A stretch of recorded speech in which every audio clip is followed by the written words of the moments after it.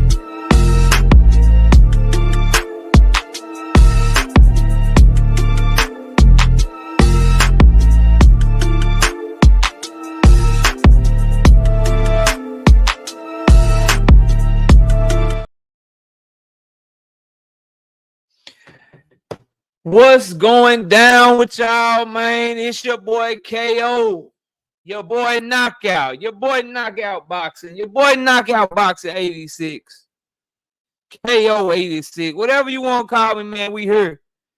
We ready to get to work. We got a big time fight week.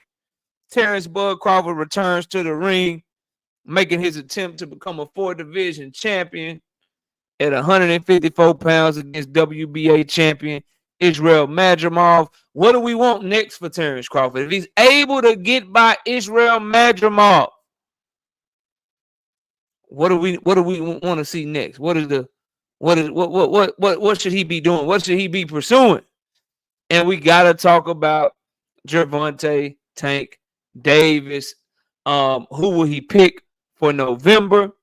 We know he's supposed to be fighting at the end of the year in either November, possibly October or December. But we know the last 3 of the months of the year we'll be getting Gervonta Tank Davis in the ring as he's trying to shake off having a year out of the ring and make sure he fights 2 times this year. Who will he pick? What are his possible options? We talk about that all tonight. Smash the like button. Let everybody know that we are live. Drop our live stream link in your social media. If you got a Twitter, if you got a Snapchat, if you got an Instagram, drop that shit, man. Let them know we cooking. And this is where we talking boxing. And as always, let me get the link ready. Let me get the link ready, bro. Give me a second.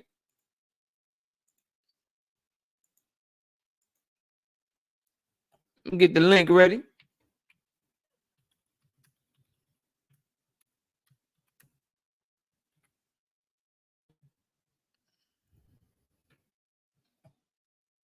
All right, there we go. All right, link is in the chat. Let me pin that thing real quick. Give me a second. And then I want to speak to everybody that's in the building. And then we'll get straight to the action. Give me a second. Let me make sure I got the link pinned. I don't want nobody to come here and where the link at? Knockout don't want no smoke. He didn't drop the link. Link is in the chat, bro. And it's pinned to the top of the chat. Shout out to my boy Emmanuel Carter. First super chat of the day. 5-piece. No biscuit in the super chat. He just showing love. I appreciate the love, Emmanuel Carter. I asked all of y'all to show your support to the channel. Donate to the channel. Support the hard work and dedication by dropping super chats and dropping cash apps. And I got a cash app too, my bad. Shout out to my homie.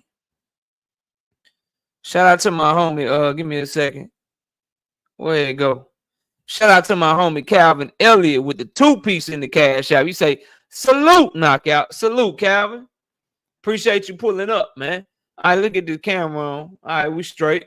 And let's get to this shit, man. We got the homie Chris in the building. We got Realistic Washington fan. What's good? Brother Huey Q. Mike Moss. All things. Mar in the building. My homie Just Do Boxing. What up, Just Do, man? Don't ever change, bro. Keep doing your thing, man. You rocking out over there, bro. Great channel. Y'all go sub up to Just Do, man. Cash Crypto in the building. Thrill Hill is in the building. What's up with it? Savage Bo, I see you. ATS Smooth. For some reason, your lives be like glitching. I only get to watch after like 30 minutes. That's a you problem, bro. I don't think anybody else is having that problem. I hate that for you, ATS Smooth. Maybe uninstall your app and install it. Maybe try to catch it from a different device. But I hope you're able to get that figured out, man. We love to have you as part of the audience on a regular basis. Ryzilla Jones. What's up, Ryzilla? H-Town. H-Town. What up, man? Oak Cliff Sensei, what's happening with you, bro? Don't mess with Texas. Mark Key, what up to the entire Angle Management Crew 5-stick gang? What's happening, bro? Creole the Traveler, what's good, man? What's happening with you? I think I spoke to my brother All Things, but in case I didn't, what's up again? David the Real, not the fake.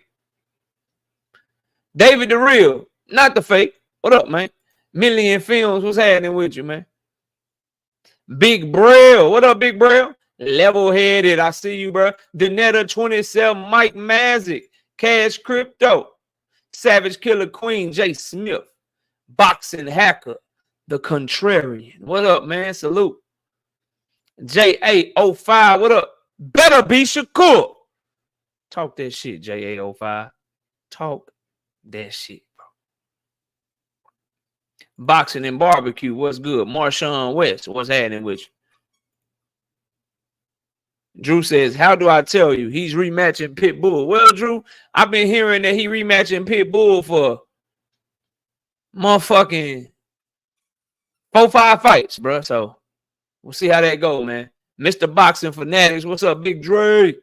Pat Greedy, what up? AD Solo, Night Rider in there, bitch. What up? Slogan 1, what up? Dante, what's happening? King.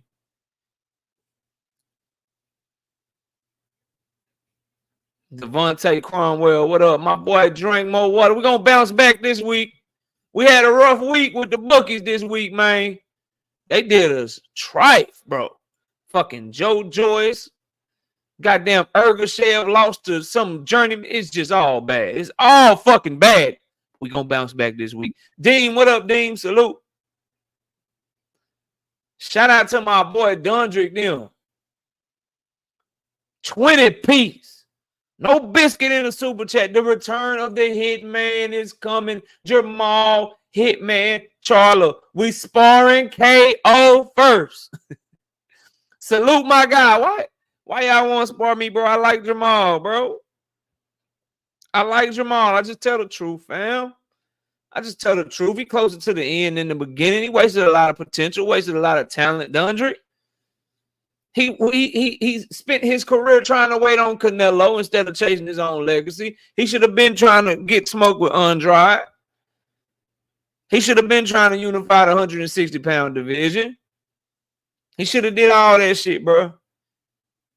You know, and he waited around, and then it's one thing if you waiting around for your opportunity and you staying active. You waiting around for your opportunity and you locked in, you focus, you in the gym, you ain't leaving no stone unturned, so that when you have your chance to have your opportunity, the only thing you lacking is that big time fight experience. But you got everything else on point. You've been sharpening your skills. You've been working on your craft. You got your head on straight. You've been staying active in the gym and making sure you stay busy with fights and shit.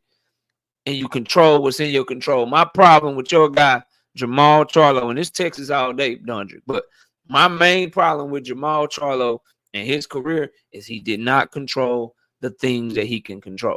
It's out of his control whether or not Canelo is going to fight him, bro. It's out of his control whether or not Triple G is going to give him an opportunity.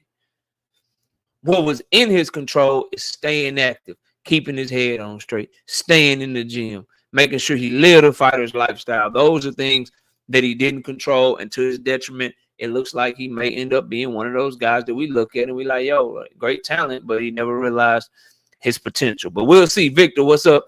Brian King, B. Falcone, what's good? Swan Works Films, Big KO, respect, bro. Respect to you, man.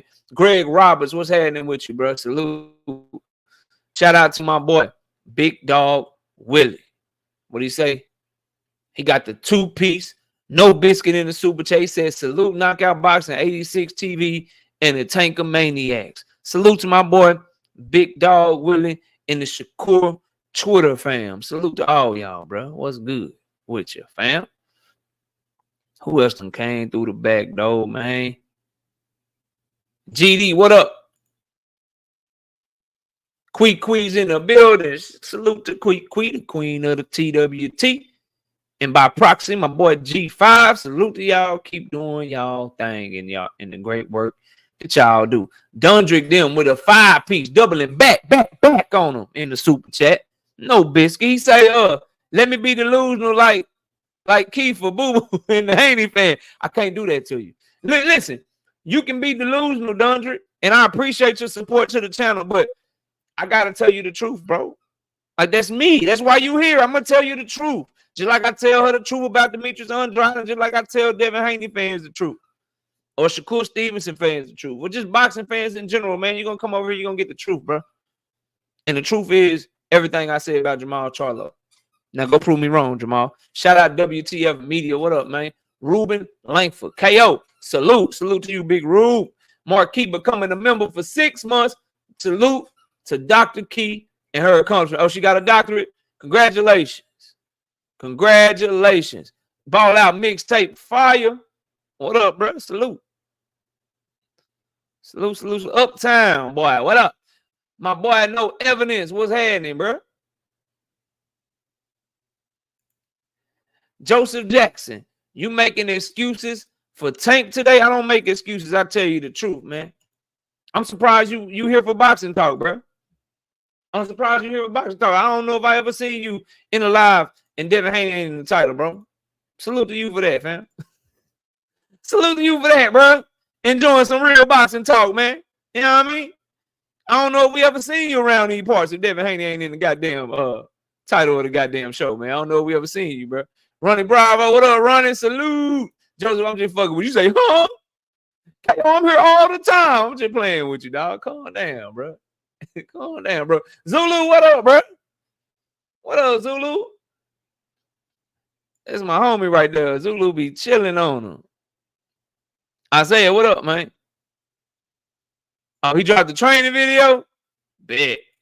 Wish he was training for San Antonio Martin and still a champion. That would have been a much better look. But, you know, Joseph didn't want him to do stupid shit and call me a hater for promoting the smart shit. You know what I mean? Not me. What up? Not me. Big card that week. Not me. Salute to my boy, not me, man. Appreciate you, bro. Pearl Infinity was happening. I think we good. I think we caught up. I think we caught up. I think we ready to work. I think we good. I think we caught up, and I think we ready to work. Let me just make sure.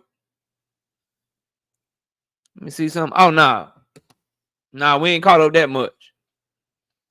Hey, y'all only gave 74 likes for your boy. We got 134 people in here early, man. Look, let's get the likes to 100 so I can get to work, man. 2 Cent Boxing, what up? Let's get the likes to 100. Y'all go check out 2 Cent Boxing channel too, man. Subscribe to it, man.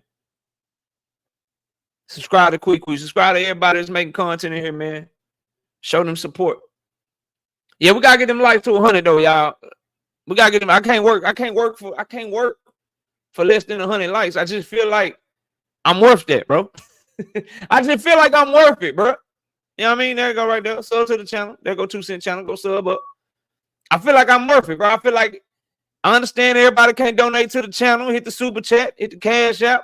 For those of us that pay a lot of bills, you know, the beginning of the month is coming up, so I understand that the super chats is a little slow this week. But them likes is free. We gotta get to 100. I see 91 now. Just need 9 more. Might as well keep the like check going so we can work.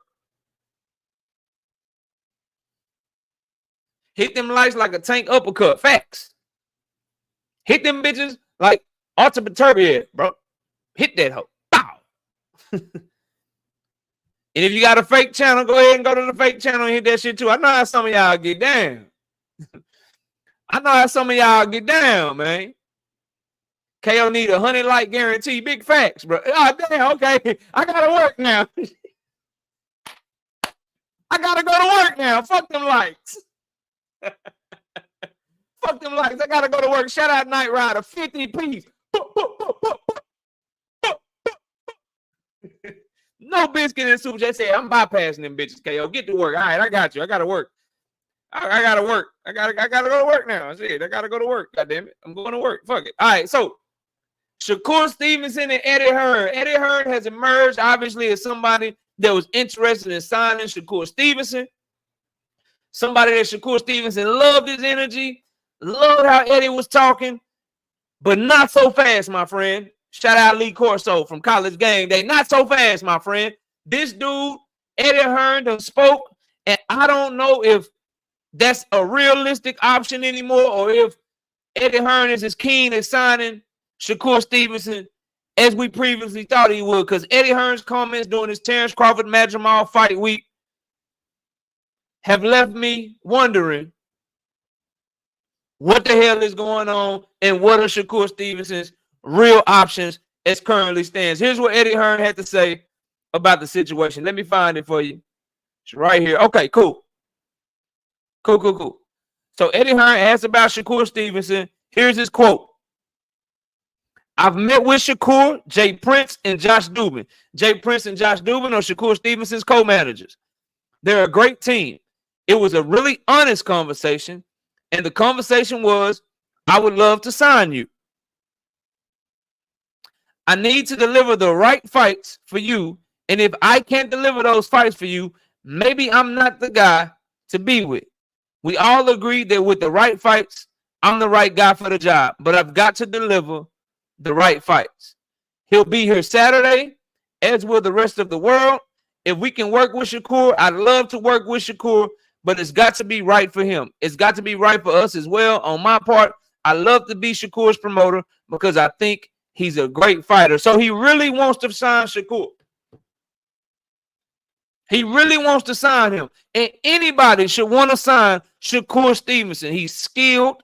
He's one of the big names in one of the glamour divisions. He's a very polarizing fighter. People love to talk about him. He drives a lot of traffic. But the issue that Eddie Hearn has is in the middle of that statement where he says, I have to deliver the right fights. The problem with Matchroom is that they cannot deliver the right fights for Shakur Stevenson unless there is another promoter involved.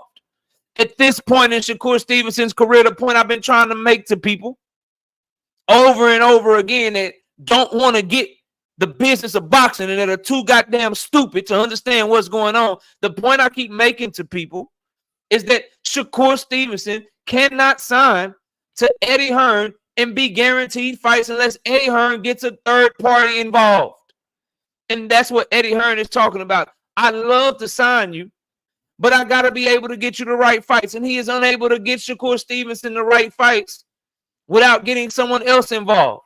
For Shakur Stevenson, Nuke, what up? The right fights at this point in his career would be a Gervonta Tank Davis. The right fights at this point in his career would be a Barinchik or Williams Zepeda as a mandatory. And possibly a Lomachenko. Possibly a Raymond Muratalla. All of the options that we would think would be good possible options for Shakur Stevenson, starting mainly with his mandatory challenger, who is Williams Zepeda. They're supposed to have a purse bid on August the 20th. The problem is that Eddie Hearn can't sign Shakur and guarantee that fight because he has no control over Williams Zepeda. Damn, these takes be aging like fine wine, boy. Shit. The shit that I be saying just be hitting motherfuckers across the head. Just bow, bow, bow. Over and over and over again, bro. Over and over again. And Eddie Hearn is 100% right. He'd be dumb to fucking sign Shakur Stevenson unless he can deliver Williams Zepeda. Shakur Stevenson would be stupid to sign to Eddie Hearn without him guaranteeing that you're gonna get me Williams Zepeda. That means he would have to get Oscar involved. DAZN would have to strong arm them. So I still say the same thing that I have been saying. If the man wants the Lomachenkos of the world, or he wants to unify the division against a Berinchik, hold on, y'all. I'm about to let my dogs out. Give me a second.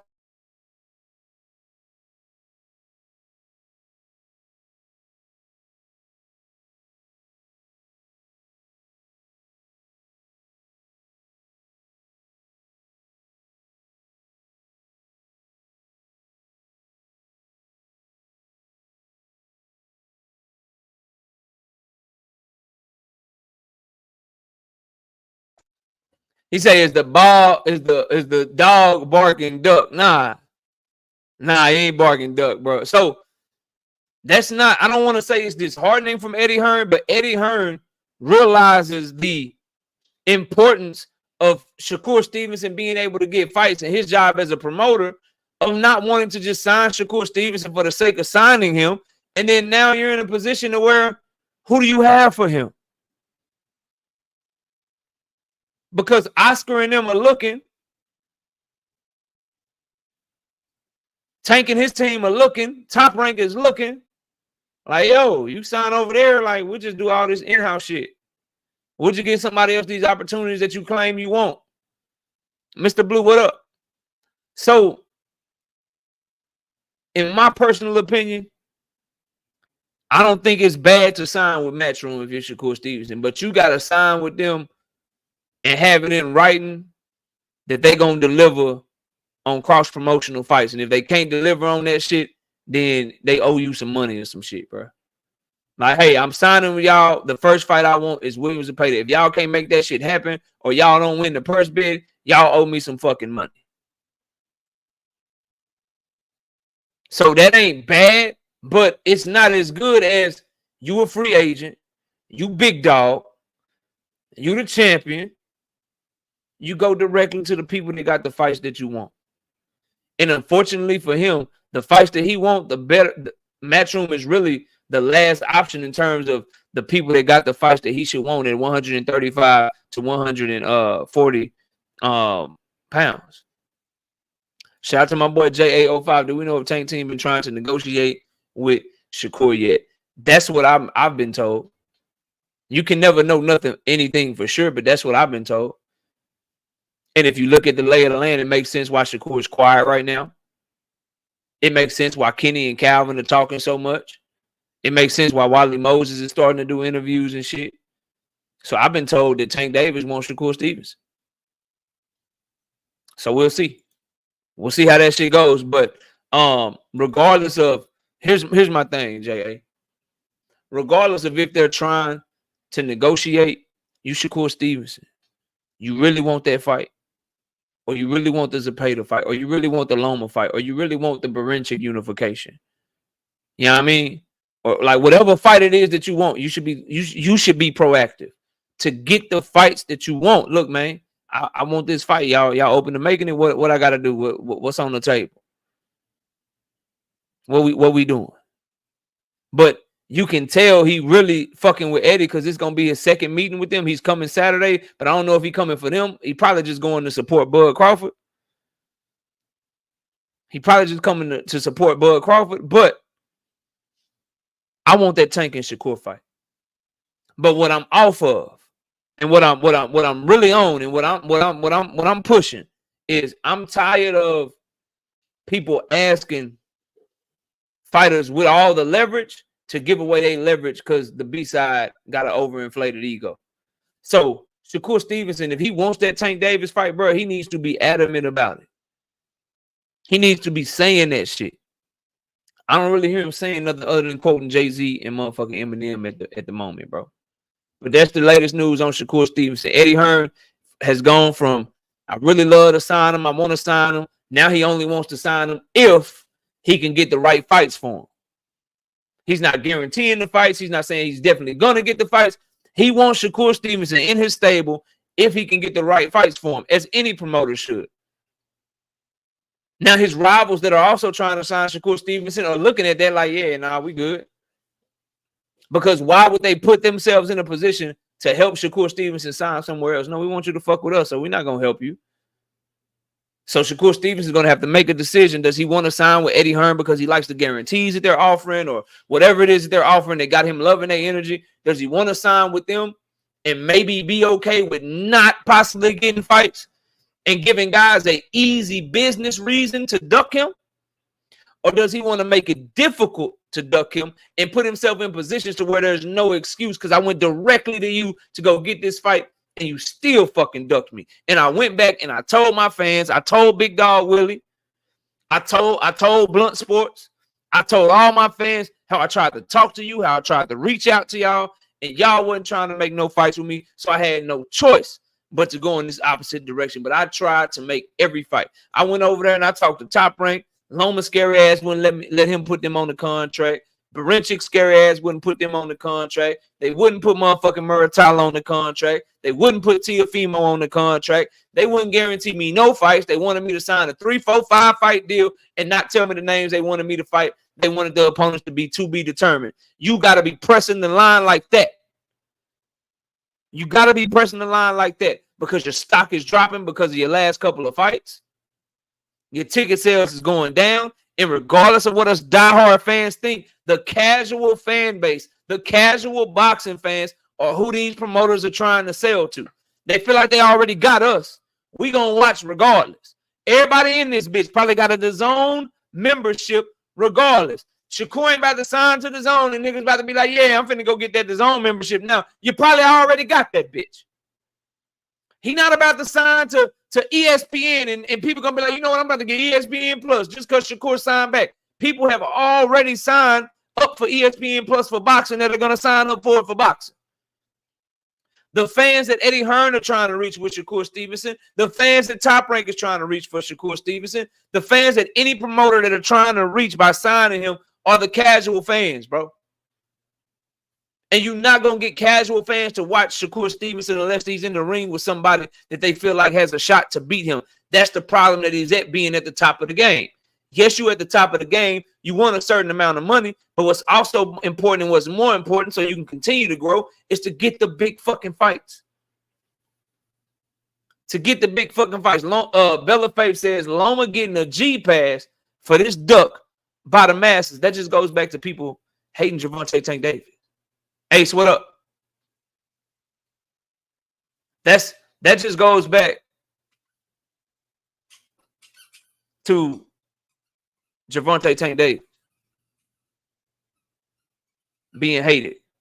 Omega Red, you can say whatever you want, bro. I don't know who someone is, bro. I don't know this cryptic shit you've been on lately.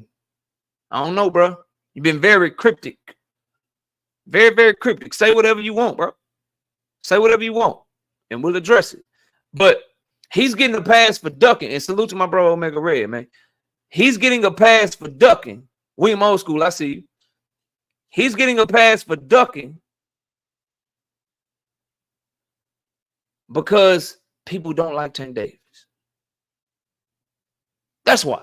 It's very simple, Bella. He's getting a pass for ducking because people didn't want Tank Davis to stop him. People didn't want Tank Davis to shine. And they didn't feel like Loma could really beat him. But they wanted their favorite fighter to fight Lomachenko. But the Tank Davis and Loma fight was just too trash. Or it was too easy for Tank. That's why he's getting a pass. You giving Loma a pass, Kale? No, he's a fucking duck. He ducked out of the fight. His biggest payday, his biggest bag, his biggest legacy fight. Everything was the biggest. His opportunity to make more money than he ever made, multiplied times a bunch, right?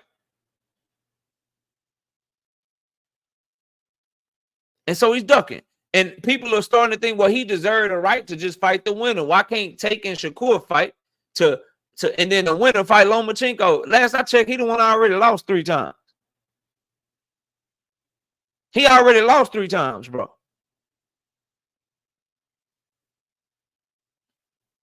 He done already lost 3 times. Last I checked, he still want to be undisputed. Last I checked, he just won the championship. Here's the thing. If you're not motivated to fight other champions, then you should just quit, right? Or drop your belt and go fight exhibitions or something. Or is it different for Lomachenko because a lot of people like him on behalf of hating the Black American fighter?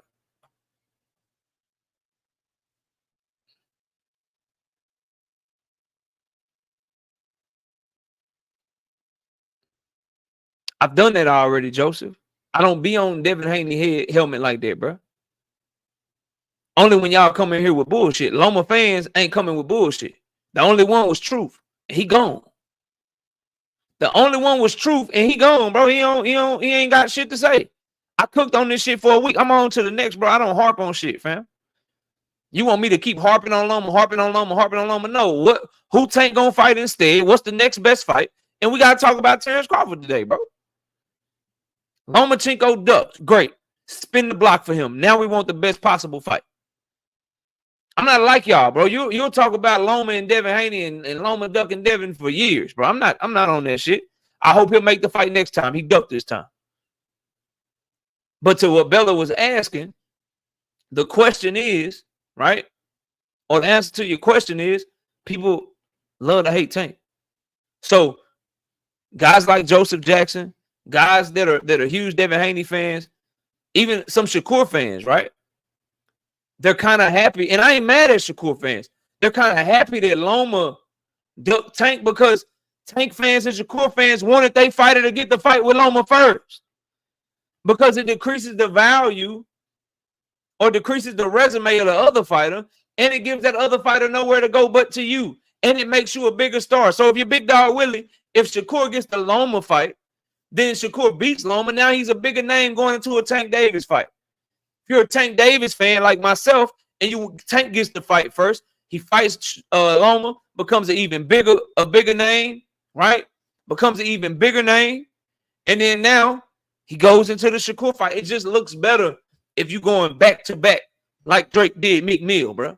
It just looks even better, okay? Because Loma's coming off of a great performance. He's still at the tail end of his prime. You want to catch him right now. You don't want him to look like shit in his next fight against a supposed tune-up. Let's say they want to give Loma a tune-up. Let's say Loma fight Tevin Farmer and he don't look good in the fight. Let's say he fight Tevin Farmer and he don't look good in the fight. Now you just hurt the value of the fight. Now the people that's like, yeah, Loma, yeah, tanking Loma, that's cool. Now people like, yo, he just struggled with fucking Tevin Farmer, bro.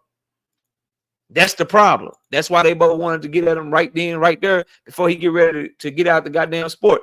And to all his fans making excuses for him or acting like he ain't got to be held accountable for anything or any bullshit like that, I would just simply tell you, no problem. Tell the motherfucker to go do what Manny Pacquiao and Floyd Mayweather doing it. Tell Lomachenko to go do, if he don't want to fight Tank Davis, if he don't want to fight Shakur, if he's not motivated, then tell him to drop that IBF belt, let the next person in line get that bitch, and let these young boys get it popping, bro. But as long as he is champion, as long as he is still unretired, then as a champion, fight the other champions, fight your mandatory, or get the fuck out the way. Big Dog Willie with the 20-piece. No biscuit in the super chat. Loma is a super duck. End of discussion. Who said Kambosos is good? I'm confused. Did anybody in the chat say, "Can't teach"? What up? Did anybody in the chat call Kambosos a good fighter? Did anybody call? Who said Kilo? What up? Who said Kambosos is good, bro? Y'all just be hearing shit. Swear to God, just be hearing shit, making shit up, taking shit out of context. All kind of weird shit niggas do on this YouTube, bro. Joseph, you literally, bro, said now Loma. Who said Kambosos is good, bro?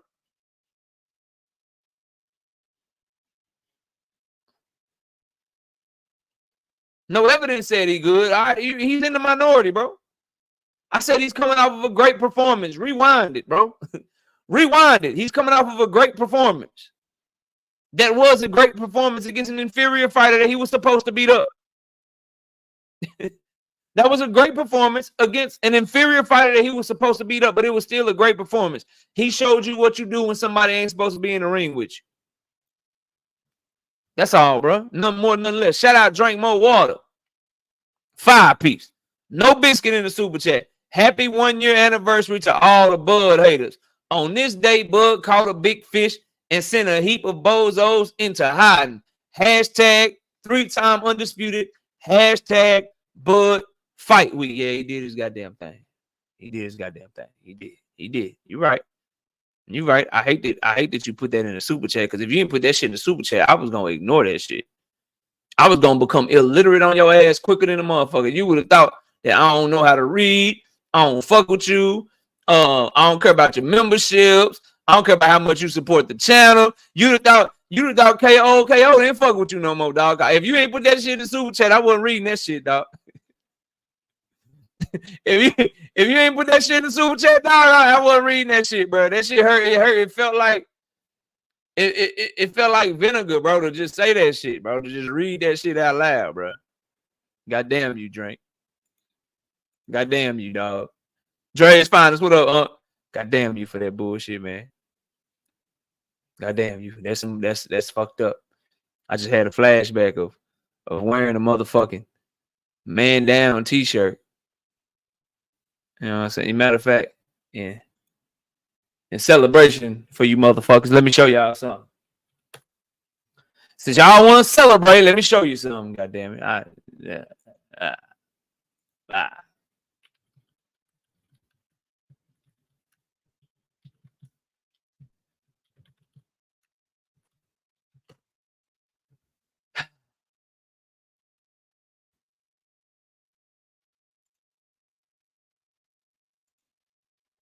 Hold on. I'm gonna find this shit. Okay, here it is. Hold on.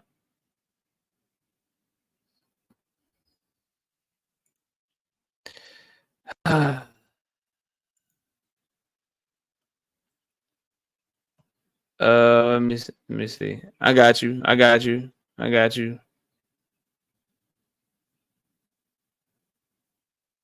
I'm capping KO. Nobody believes that. Okay, I got you.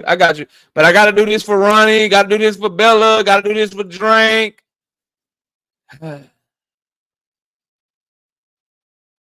Gotta do this for them real quick. All right, motherfuckers. Here y'all go. Get goddamn it. Brian says, Bug gets no credit over here. Yeah. I understand, bro. Okay. In commemoration of the 1-year anniversary, here y'all go. You dirty. Y'all can't let shit go. Y'all want to hear, man. Here, bro. Here. I said he is, and everything I said he wasn't. That was a phenomenal performance. I ain't gonna hold y'all, bro. Everything y'all say about his counterpunching, everything y'all say about his timing, everything y'all said about him being too goddamn just raw athletically for Earl, that shit was true. I don't think Earl won around, bro. It's still man down. It's still Dallas, Texas, but we give it up where credit is due. And that man put on a hell of a performance. Only thing I was right about on this fight, it don't need to be no damn rematch, bro. Earl can't beat that man, bro. He can't beat that man, bro. Crawford comforted him and shit after beating it. Bro, Crawford put hands on him. Crawford, no one pound in the world, bro. I don't give a damn what y'all talking about monster anyway, bro. Real.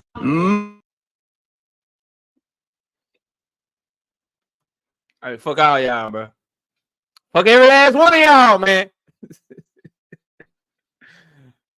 Hey, dog. It did, bro. It hurt. It still hurt now. They keep bringing this shit up, but they better not do this shit next year now. 1 year is cool. Y'all not doing this shit next year. We're not doing no 2-year, 3-year anniversary and shit. I'm gonna block y'all motherfuckers next year. Y'all try this shit next year, man. I'm blocking y'all that. He said, you look crazy without a beard. Hey, I look good to my wife regardless, fresh, so I don't really care what you think, dog. I cut this bitch off. Leave this bitch on, goatee, wear a hat, don't wear a hat. My wife love every single different look I give her. So I'm good, bro. I'm good. I don't care. That's okay, K. I'm still man down. Oh, yeah, bro. Earl, I'll never be a Bud fan, but I figure since they want to have a 1-year anniversary celebration, that's all you motherfuckers getting, bro. That's all y'all are getting, okay? It's all you're getting from me, okay? Robert Pitt say, Balco Bud. 2 Cents says, bunch of goofies celebrating a win from a year ago. Man, that's crazy. That boy said it's like celebrating your birthday all month. We celebrating all decade. Shit, man. Shit. That one hurt. That's probably the toughest L on the channel, bro. I'm turning to what you mean, bro? Dallas, Texas. What you talking about? No. Thank you, KO, but we can't get a cheer. Nah, fuck that. I'm not drinking with y'all. I'm not cheering y'all. I'm not toasting y'all. I don't like Bud Crawford fans. I'm not toasting you. I'm not celebrating with you. I'm not excited. Okay? I don't want to relive that moment. If the shit didn't do such good views, I'd take that motherfucker down right now. I'd take it down right the fuck now, bro. Shout out to not me with the 5-piece in the super chat. He say, can you upload the prediction soon? I'm trying to steal my coworkers' money. Also, Canelo and Eddie Reynoso have gone MIA. Yeah, I'll probably start posting them tomorrow because I already been big fight cards like this. I've been studying for a while, and I watch all the fighters all the time anyway, so it's not hard. The ones that take me a little longer to do, not me, are the ones where I have to study a lot of fighters that maybe aren't on TV a lot. Fight for lesser promotions and shit, but I done seen Rayo fight a shit ton of times. I done seen Pitbull fight a shit ton of times. I already know kind of what my pick is, and I seen Jamal fight a lot. I seen Bud Crawford fight a shit ton of times, so I already know my pick there. Got to get through a couple of the heavyweights. I seen Bacoli fight a lot, seen Jared Anderson fight a lot, so I got to see a couple of things, look for some things, and then I'll make my prediction. But they'll start uploading tomorrow, bro. Should hopefully have them all done by no later than Thursday. Shout out to Boxing Hacker with the 5-piece in the super chat. He said, KO, don't feel bad. I ate crow that day too. I was sure EJ was gonna beat Bud. Who the hell gave Bud the glow and told him he was the last dragon? See, if I'd have known you were picking that motherfucker, I would have probably just rooted for Earl and picked Bud. So you gotta start letting me know your picks ahead of time, because your ass is wrong a lot, bro. If I'd have known that I was on the same side as you, I probably would have just been Earl Spence all day, make my debates for Earl Spence, ride with Earl Spence heavy, and then just root for him with my heart and pick Bud to win, all because I knew you were picking motherfucking Earl too. Like, that's how wrong you be a lot, bro. That's how wrong your ass be a lot. Like, I wish you would have told me. I wish I would have known you back then, bro. Where the fuck you been, bro? Like, you should have let us know that you had Earl too, because you have not. I have seen you on multiple platforms. You haven't won one argument, bro. You haven't won a single solitary argument, bro.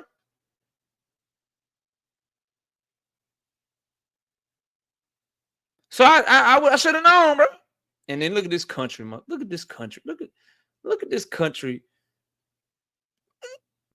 Look at this country. This bright skin, I can't stand this nigga, man. 2 pieces of the super chat. He say, Omega Red, goofy. City dudes are just weak. That's tough, dog. That's tough.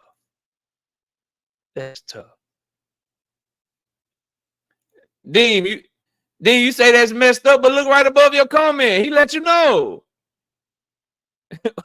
Omega Red said, y'all don't even pick up y'all own food, bro. Omega Red, they don't even pick up their own food, bro. Dean, you say that's messed up, but look above your comment, bro. He let you know. Dean, just look up. Dean, scroll up one to this one right here. Your timing is off. Come on, man.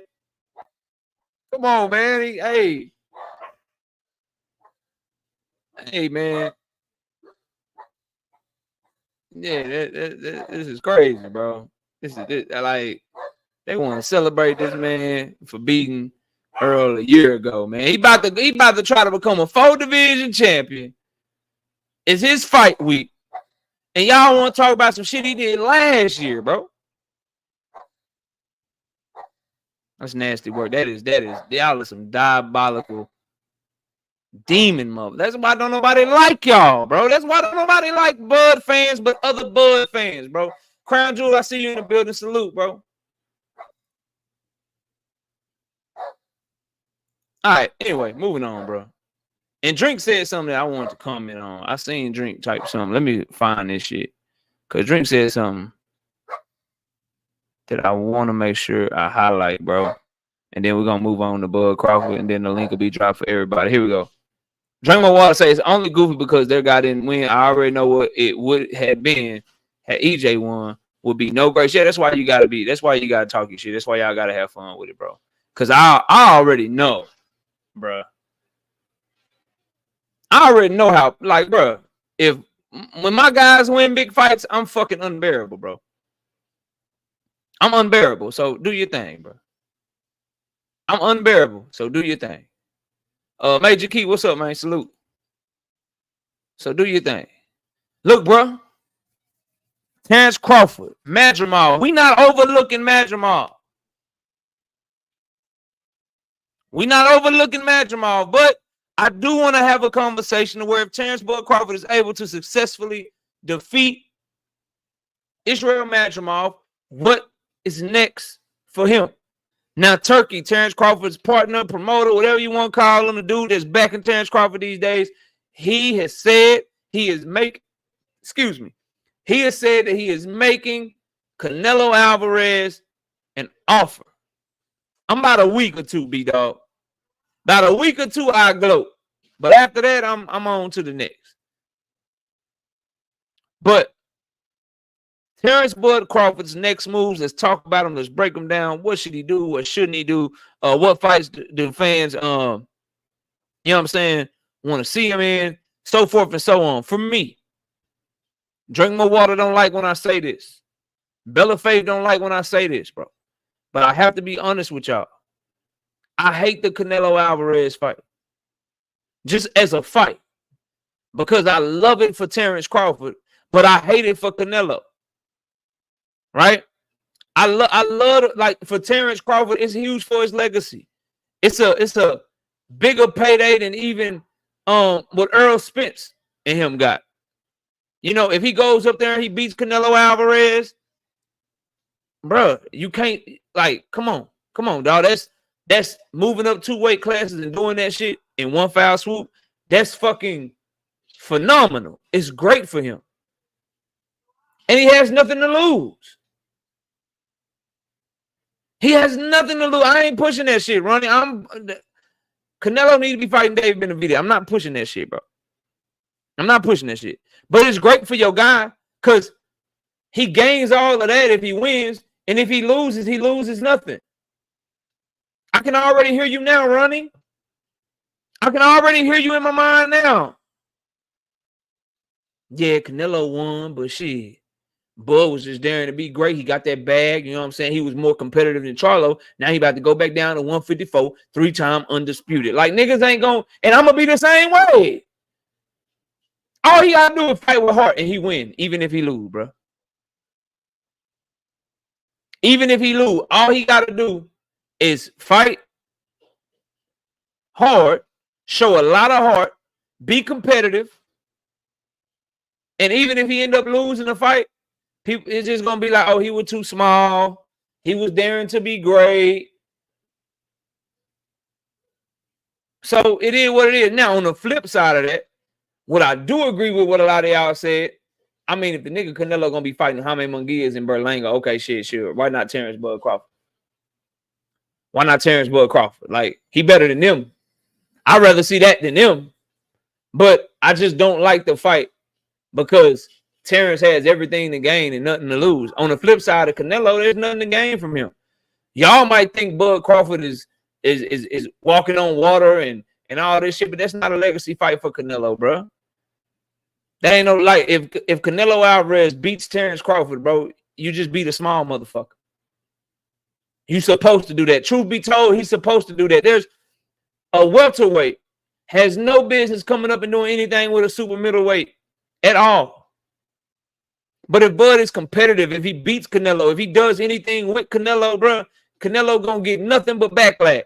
And if he wins, it's gonna be like, yeah, okay, but that nigga way smaller than you. He's getting flack already. Like we've already done this. He moved the undisputed champion from 154 to 168, and look at the backlash. Nobody wanted to see that fight. Nobody was talking great about that fight. He ain't getting no credit for Jermall Charlo, and rightfully so, because there are other fights that he should be fighting. Now, for me, if Terence Crawford can get Canelo Alvarez, go get it. Go get the shit. I feel you, Omega. You ain't lying. Go get the shit. If he can get it for him, go get the shit. If he can't, then I'd like to see him the obvious choice. Go ahead and go to 154. And I keep getting asked the same question. I don't know if people be like in live streams or if they forget they asked me this shit before, but I'll answer it again. We were reminded, Sir Senior. We were reminded that weight classes matter for a reason. I think everyone hadn't really thought about that shit like that because we hadn't seen anybody do what Jermall Charlo did in a long time. We ain't seen nobody in the middleweight class just jump up from 154 to 168. We saw that. We saw what happened to Jermall Charlo. What's up, Zim Mill? We have the hindsight of that. Also, when they were talking about Earl getting a possible Canelo Alvarez fight, David Benavidez hadn't whooped up on Caleb Plant. David Benavidez hadn't whooped up on Demetrius Andrade. He wasn't the star and the name that he is now. He wasn't even arrived yet. We were talking about all of that shit, bro. So the simple answer is, hindsight being 2020, having more information in front of us, having other options other than the Earl Spence or Terence Crawford at his disposal.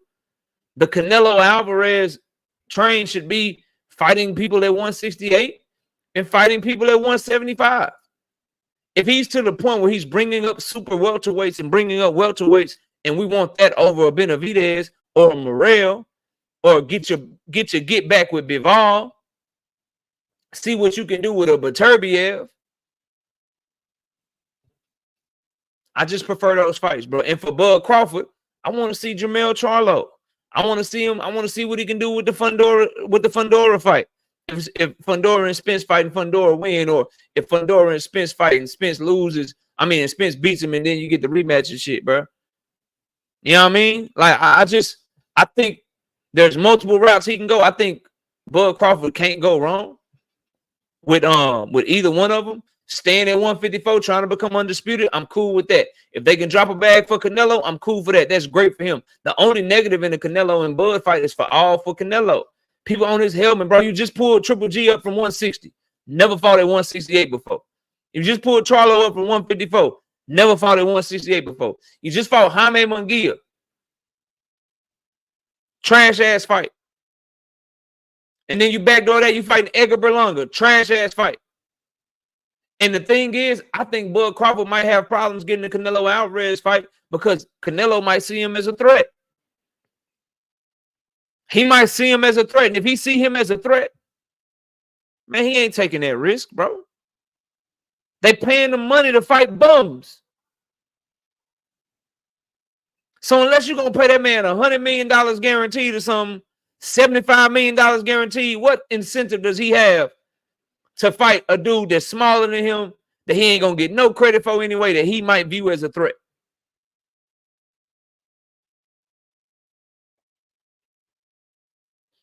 I think Turkey going to have to open up like a huge bag. And if he open up a huge bag to a dude that's already rich, that already got hundreds of millions of dollars, and then somebody else like, yeah, bro, you could do that.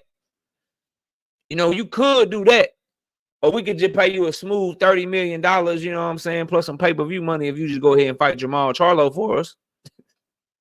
What y'all think he gonna take? You would root for? Hell yes, yes, yes. I'm rooting for him this fight too. I want him to win. I want him to win. Yeah. You would root? Hell yes. I'd want him to mop the floor with Canelo Alvarez. Yes, bro. 100%. You are spot on, bro. Because what Canelo is doing is setting a bad precedent. It makes people coming up behind him, Tank Davis's, the face of boxing is coming behind Tank Davis, whoever they are. It makes them think that, oh, I'm to a certain point. I can do whatever the fuck y'all want to do. I can do whatever the fuck I want to do. I'm at a certain point, so I can fight these people. I don't give a fuck what the fans say. I do what I want. I earn the right to do what I want. But you a champion, though. I don't give a fuck. I do what I want. But this dude ain't never fought for a championship, though. I don't give a fuck. I do what I want. But he ain't even never fought in a title eliminator. I don't give a fuck. I do what I want. But he lost to Steve Rose to a lot of people. I don't give a fuck. I do what I want. Like, this is what he doing, bro. This is what he doing. He want easy money on his way out the door. He basically on the exhibition tour, bro. So for me, Terence Crawford and Turkey, they should go after Canelo. He'll get a shit ton of money. But if it's not Canelo, they're gonna have to do what they can do to try to see what big fights they can get at 154. And to me, the biggest fights at 154 will be a Jermall Charlo, the winner of Spencer Fundora rematch. Somebody else got to get the IBF belt though, because that Bakram Murtazaliev fight, that's a trash ass fight. Bakram Murtazaliev is garbage. Somebody with a name need to get that belt and get that belt fast. Like Tim Tszyu is supposed to be fighting Jesus Ramos in a title eliminator. It was going to be Erickson Lubin, but Erickson Lubin had a hand injury, so he had to step out. Now Tim Tszyu is looking for an opponent. Jesus Ramos is the front runner. Hopefully they can make that an IBF title eliminator. And the winner of that fight can fight Bakram Murtazaliev, who I'll favor either one of them to beat Bakram Murtazaliev, and then that'll be another intriguing fight, for Bud Crawford to fight one of them. So we'll see, bro. We'll see. But I think if he gets past Madrimov, the logical steps are go after Canelo. If Turkey can get you Canelo, if he can't get you Canelo, because Canelo too hoe to fight you. Because Canelo's too much of a hoe to fight you. Then you continue your path trying to become 3-time undisputed at 154 pounds. I think that's the obvious choice. And a lot of Bud fans, and I think Bud Crawford himself and Turkey is alluding to this by saying he don't want no middleman between Canelo and Bud in negotiations. I think they want to do the Canelo route more, because not only is it a bigger fight, and it's a huge payday for Bud Crawford. Also, if they want to go to 154 route, Bud Crawford is going to have to do business with people that he don't historically like to do business with. And Turkey is going to have to do people that do business with somebody that's not bending their knee to him like every other promoter. And I think that's a part of the conversation that not enough people are talking about. And I think more people, more content creators should broach the topic and talk about the fact that Turkey don't like that Al Heyman is trying to be competitive, meaning he's trying to compete. He's not just getting on his knees. He's not just kissing the ring. He's more of a competitor. Like, yeah, I send my fighters over there. I let them fight on your card for the right fee. But that partnership shit, no thank you. This deal where you can just come in and spend a bunch of money, and then I'll let you put your banner with the Premier Boxing Champions banner, like Riyadh Season taking our shit over too. Nah, I'm not fucking with it, but we can do business though. I'll throw some fighters on your card if you pay me the good fee. Pay me the right amount of money.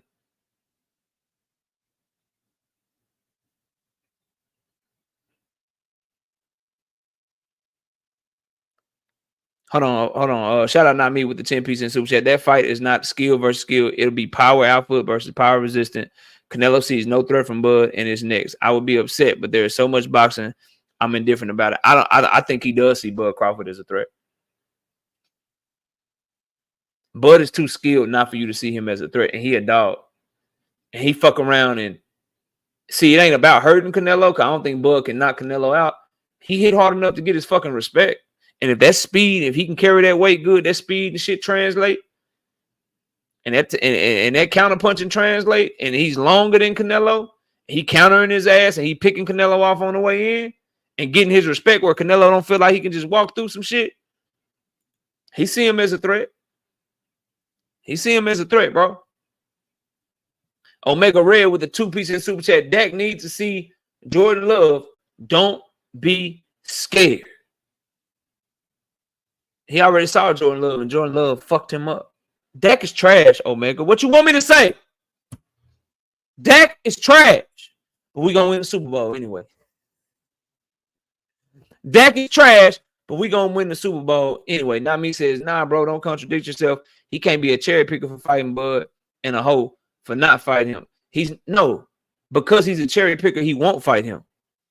If I misspoke, I apologize. Because he's a cherry picker, I don't think he will fight him. If he does fight him, it's because he doesn't view him as a threat. But I'm predicting that he does view him as a threat, which is why I don't think he'll fight Bud Crawford. But if he fights him, it won't be because he's chasing greatness. It won't be because he's daring to be great. He'll be fighting Bud Crawford because he thinks he's a smaller guy that's 37 years old at the time that they fighting, that's lost a step, that he feel like he can take advantage of, walk through his punches, bully him, and get an easy victory by being the aggressor and landing the harder shots, and he feel like he can do that. That's the only way he'll take that fight. If he views him as a threat, then he ain't taking that fight. That's what I'm saying, bro. I don't think that's a contradiction. If he fights Bud Crawford, it's a cherry pick because he's only fighting him for the wrong reason. Now, it could be a cherry pick going wrong, right? Like, for instance, he thought Dimitri Bivol was an easy mark.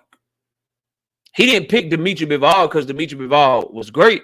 He picked Dimitri Bivol because Dimitri Bivol looked like shit against Craig Richards, bro. Let's be real. Let's keep it 100, bro. Like, he picked Dimitri Bivol because Dimitri Bivol looked bad against Craig Richards. He picked Jaime Munguia because Jaime Munguia looked bad against Sergey Derevchenko. Do y'all remember these fights? He's picking Edgar Berlanga because Edgar Berlanga arguably lost to Steve Rose. Edgar Berlanga got put down by Caceres, the dude from Argentina. He was so frustrated, he bite motherfuckers on the ear. That's why he's picking Berlanga. If Bud Crawford looks too goddamn phenomenal, or if his team looks at Bud Crawford like, yo, nah, that motherfucker footwork still deadly. That motherfucker got 74-inch arm reach. His hands still fast. That timing ain't lost a step. His counter punch is still too goddamn creative. If they look at him and see threat, you're not getting the fight. Give a fuck how much they try to pay Canelo. That's what I'm saying. It's not a contradiction, bro. Right?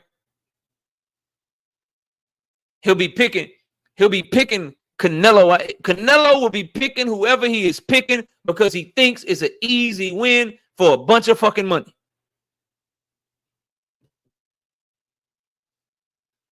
That's why he would pick him. What I'm telling you is if the fight happens and Canelo falls for that shit, even if Bud looks bad against Madrimov, even if Bud Crawford, has a struggle and competitive fight against Madrimov, and Bud Crawford and Canelo picks him, I am going to be rooting for Bud Crawford because I will know for a fact he's only picking Bud Crawford because he think he got one. He's only picking him because he think he got one. I believe who you are once you show me 6-7 fights in a row. Let's run them down, bro. Let's literally run them down. Like let's run them down real quick. Dimitri Bivol, trash performance against Craig Richards. When you fought Dimitri Bivol, you said your goal was to become undisputed, but you went up and fought Dimitri Bivol, who had 1 belt, instead of fighting Artur Beterbiev, who had 2 belts, because Dimitri Bivol looked like shit against Craig Richards, but Artur Beterbiev was knocking everything the fuck out. So you went up and you fought Dimitri Bivol because you thought you had one. Move on from Dimitri Bivol. Who'd you fight next? Triple G. You fought Triple G instead of David Benavidez because Triple G was 40 years old. Triple G had never fought at 168 pounds before.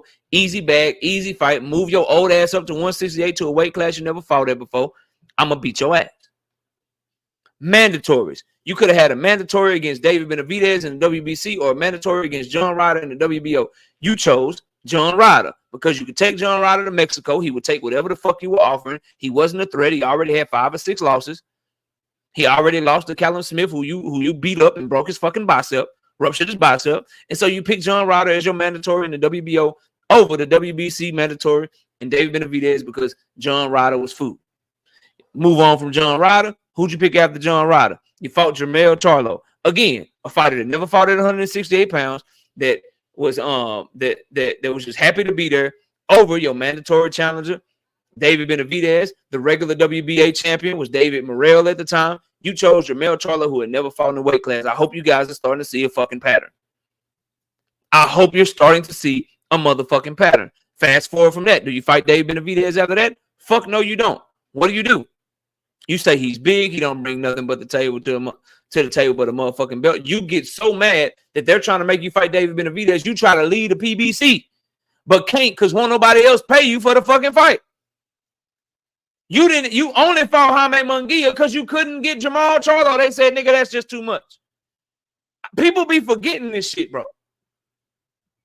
I think some of y'all be forgetting this shit. He literally was trying to leave PBC. Do y'all not remember earlier this year? Oh, PBC, they ain't got no money from Prime. Canelo about to leave. They couldn't even put the money up for the Canelo fight. No, nigga, they didn't want to pay you to fight Jermall Charlo.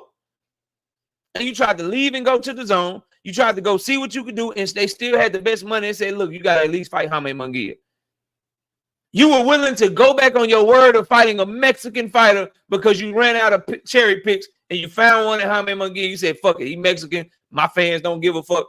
I'm just going to fight his Mexican ass. I know I said I'll never fight another Mexican again, but at this point, it's this nigga or David Benavidez. Because the jig is up. They starting not to want to pay for my shit. And the motherfucker fought Jaime Munguia. And then after that,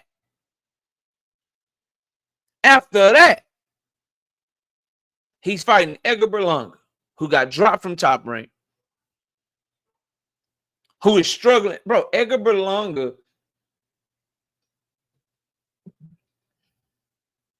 just give me a second, bro. just give your boy a second. Just bear with me for 1 minute. Let me see something. Let me just see something. Let me see something real quick. Let me just look at something real quick. Listen, bro. You're picking Edgar Berlanga because he's had one knockout in his last 6 fights. He's going the distance with Jason Quigley. Piggly Wiggly from the Quigley from the Piggly Wiggly, bro. Jason Quigley got starched by fucking Demetrius Andrade. And this bum Berlanga is going the distance with this dude, bro. At a higher fucking weight class. Come on, bro. Come on, bro. And y'all think that y'all believe that he'll pick Crawford if he think Crawford a threat?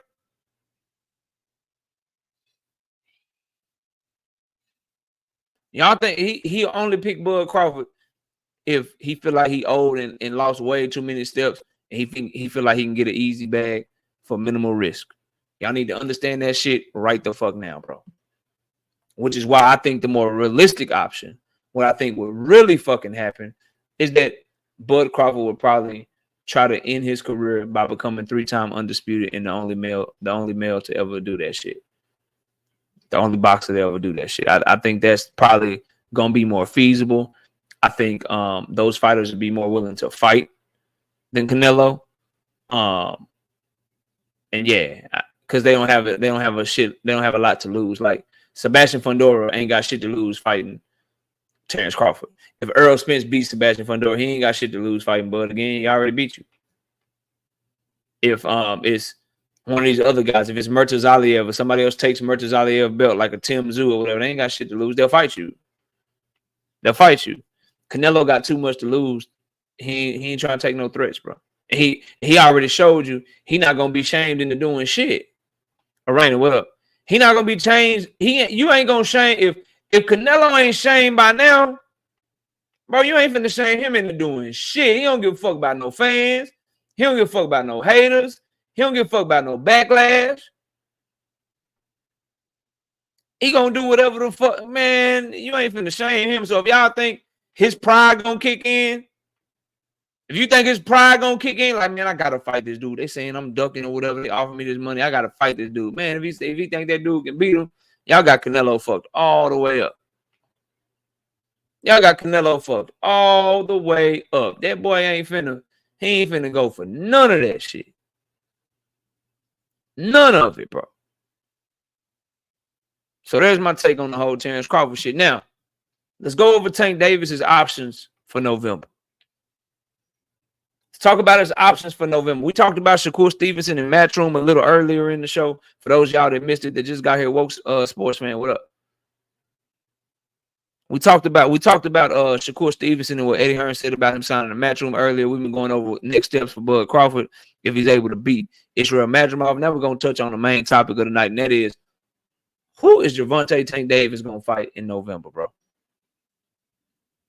Who is Tank Davis going to fight in November? All right, take it easy, not me. Appreciate the compliment, bro. Keep doing your thing. Appreciate your support. Now, Woke, I already told you. Salute to my brother, Woke Sports Fan. I already told your ass, bro. I done already fucking told you, bro. You are banned, bro. You are fucking banned from making any Tank Davis fight predictions on who he gonna fight. Nope. I told you. See, you came over here with this bullshit again today. I told you now. I done told your ass now. Hold on. I done told your ass. I done told you. I done told you once. I done told you twice, bro. Next time it's gonna be for 5. Next time I'm getting your ass up out of here for 5 minutes. I'm gonna sit your ass down in the corner. Sit your ass down. A1, I ain't reading no insults for free. Dog, I ain't reading no insults for free out loud, bro. You ain't finna insult me and have me read my own insult out loud for free. You want to insult me, that's gonna cost at least $1, dog. You want to insult me, dog, it's gonna be at least $1, bro. We ain't doing that shit. We ain't doing that shit. Tank versus Rayo. Whoa. You don't get to predict who Tank fighting. You don't get to predict who Tank fighting because you're always wrong, bro. I feel like if you always wrong on who he fighting, you shouldn't get to have a say because you don't know what the hell you talking about, bro. But let's go over his possible options, right? To me, realistically speaking, there's only 3. There's only 3, and then I'm going to tell y'all who I think is going to be. Y'all know we've been predicting Tank fights right recently, bro. We've been predicting his fights right recently, bro. I told y'all he was fighting Hector. I told y'all he was fighting Ryan. I predicted the Frank Martin fight. We're going to go over his realistic options.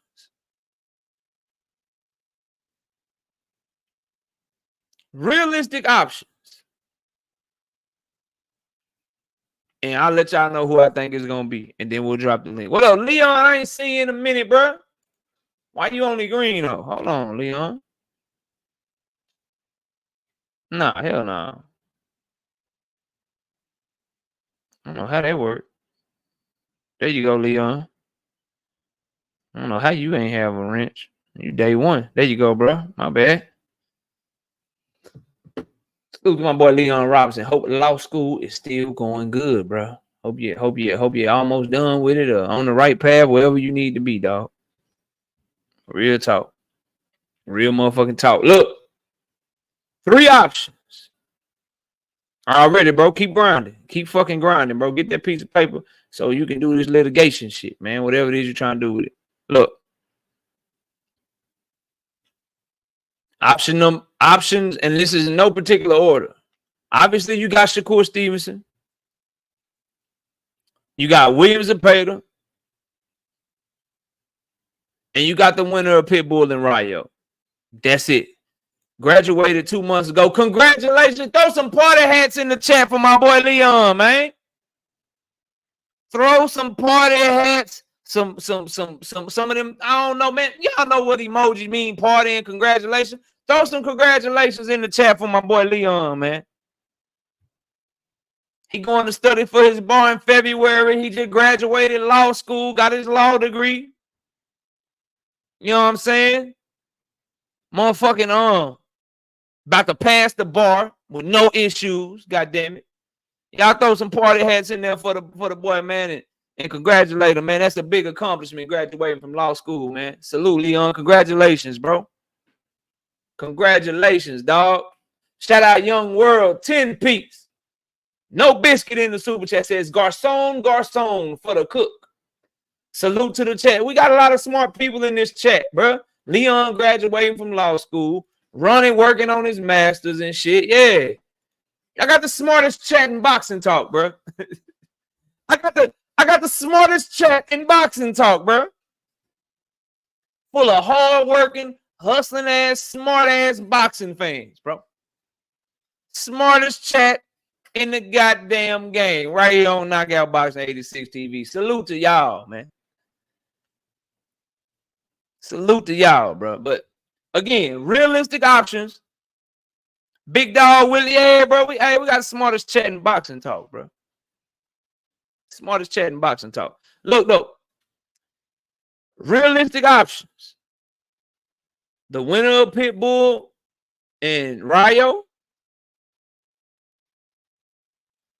Williams Zepeda, Shakur Stevenson. Shout out my boy A1 Hoop Zone. 10-piece, no biscuit super chat. Hey, shout out to Leon. Just know KO gonna need some representation for him and Dak getting a paternity test, and he gonna lose because he is Dak daddy. That mean I would have had to have that motherfucker when I was like 3-4 years old, bro. I don't know how old you think I am. I don't know if the beard making me look old, but I ain't number 38, bro. What kind of shit is that, man? He like what, 33, 34? Shit. I made him when I was 4, 5 years old. Man, that nigga daddy, bro. I'm too good at what I do. Hey, I'm too good. I'm too good.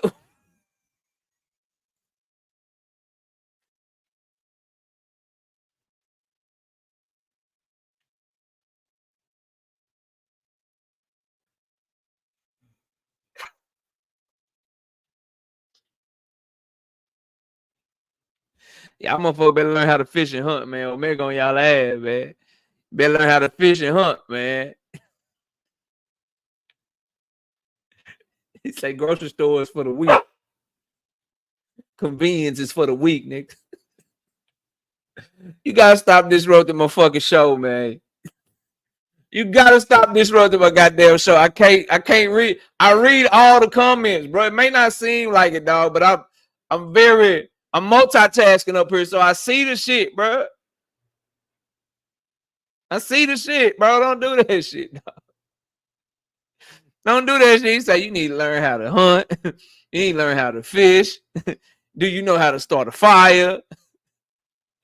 Yeah, you from the South, Night Rider. He a southern ass dude, man. Omega out here tripping. He say, fuck your modern technology. If you depend on Uber Eats, if you depend on Postmates, if you depend on that shit, you weak as hell. Let me go ahead and delete that shit real quick then. Wait, I feel like you're talking to me. I need to delete them apps off my phone real quick. Nah, bro. But so those are the realistic options. Here's the reason why. Some of these reasons are obvious. Pitbull Cruz, Rayo winner. Obvious because they were both on the table for Tank Davis when he took the Frank Martin fight.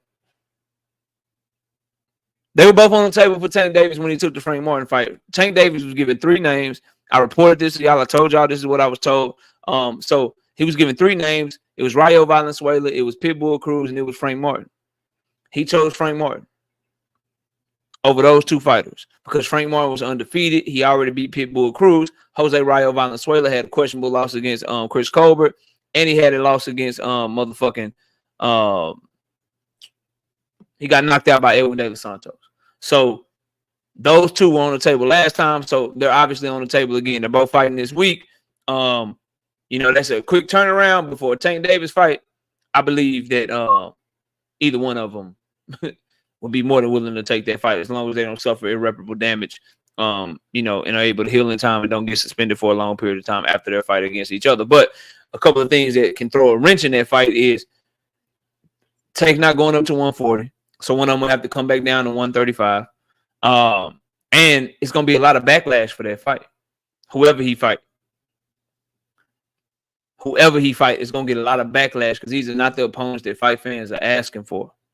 but it's an in-house fight. Those fights are easy to make, so obviously they were on the table for Frank Martin. That means they're always going to be on the table for Tank, and PBC is obviously trying to build one of them up and bolster their resume to prepare them, you know, in case Tank Davis decides to go that direction. So obviously that's the feasible name, right? Those two. The other name is Williams Zepeda. This may be a curveball to some, but this wouldn't be the first time that Tank Davis and his team did business with Oscar De La Hoya. This wouldn't be the first time that Tank Davis and his team took an opponent from Shakur Stevenson. This wouldn't be from the WBC. Shakur Stevenson, Frank Martin supposed to fight for a vacant WBC belt. Frank Martin pulls out, fights Tank Davis. Shakur Stevenson supposed to defend his belt against Williams Zepeda. They're supposed to have a purse bid on August the 20th. If Williams Zepeda were to pull out of that for a Tank Davis fight, he would get no slack. He would get no criticism. Everybody would be criticizing Tank Davis. And for the PBC, for Premier Boxing Champions, for casual boxing fans, they see Tank Davis and the knockouts that he get, and you start selling that fight to fans to see a very, very high knockout percentage for Williams Zepeda, and the Mexican fan base gonna ride with him anyway. Very feasible. And if you notice, what I think is going on is Tank Davis is negotiating with all these guys to see who's going to take what, because he ain't willing to take no pay cut, and that's why you hear shit quiet. You don't hear Oscar De La Hoya pressing the Shakur Stevenson line. You don't hear Zepeda. You don't hear them talking about Shakur Stevenson at all. Hell, you don't hear Shakur Stevenson talking about them. You don't hear Shakur Stevenson talking about them. Everything done went quiet. Because Tank Davis is like when a superstar drops, right? A superstar rapper or a superstar singer. If you know Taylor Swift got a CD coming out, if you know Beyonce about to drop, right? If you know these big names, these pop stars, if you know they about to drop, everybody gotta wait. Like, hold on, man, she just dropped a single. She might be dropping a CD soon. Let's call over there and see when they dropping their shit. It's kind of like that with Tank Davis. Everything's on hold right now. Everybody's quiet because he's gonna dictate how everybody else moves. He's going to dictate what people are able to do and what moves they're able to make. And then obviously the option that we all want is the Shakur Stevenson option. Shakur is a free agent. It gives Tank Davis a opportunity to unify for the first time in his career. It's a big time fight. A lot of diehard fight fans are calling for it. And so that would be the obvious option because you were already in negotiations with Lomachenko ready to unify. And now we got to see if you're willing to do the same with Shakur Stevenson, who you said was on the list, who you said couldn't be next because of who he's dealing with and who he's talking to and all of that stuff. So let's see if they can come together and do some business. So those are the three options, y'all. Pitbull and Rayo, they going to eliminate each other by whoever win the fight. So the winner of that fight is an option. Zepeda is an option. Shakur is an option. The Pitbull Rayo winner, in-house fight, they can actually have the person come down to 135 and they could put Tank Davis's 135 belt and the 140 belt on the line at the same time, just like they did when Tank Davis fought Leo Santa Cruz. I don't know if y'all remember when Tank Davis fought Leo Santa Cruz, he moved down to fight Leo Santa Cruz and they put Leo's 130-pound belt on the line and Tank Davis's 135-pound belt was on the line. So I could see them making that play again for Tank Davis for the winner of Pitbull and Jose Rayo Valenzuela. And then obviously Williams Zepeda, big time Black American Mexican fighter, two fighters with a high knockout percentage, a fight that everyone knows. The moment that you watch Williams Zepeda, the moment that you watch Tank Davis, you know those styles together in the ring. It's gonna make for a highly entertaining fight. That's a fight that can sell, so that's gonna be another option. And then obviously you got the Shakur Stevenson fight, the legacy fight, the one that's for the culture, the one people want to see, the unification fight, the pound for pound fighter taking on the other pound for pound fighter, the style that's supposed to give Tank Davis all these problems, the guy that's supposed to knock out Shakur Stevenson because Shakur Stevenson a hoe and he can't take power. Like, it's a lot of shit that it seemed like it could be, but it's really only three realistic options for Tank Davis. You can't come off Frank Martin and fight fucking Gary Russell Jr. You can't come off Frank Martin and fight Gary Antoine Russell. Alberto Puello is not a big enough name. Edwin De Los Santos is not a big enough name. You need somebody that's either gonna bring a huge fan base like the Mexican fan base, or you need somebody across from you that's gonna talk that good shit, talk that English to you. So that leaves the winner of Pitbull Rayo, that leaves Williams and Payton, that leaves Shakur Stevenson. You gotta sell the fights at the press conference by the way that y'all talk to each other, or people know that it's gonna be a great fight because of the way y'all styles go against each other. Now, based off of everything I'm hearing, my opinion and my prediction on who I think is going to be,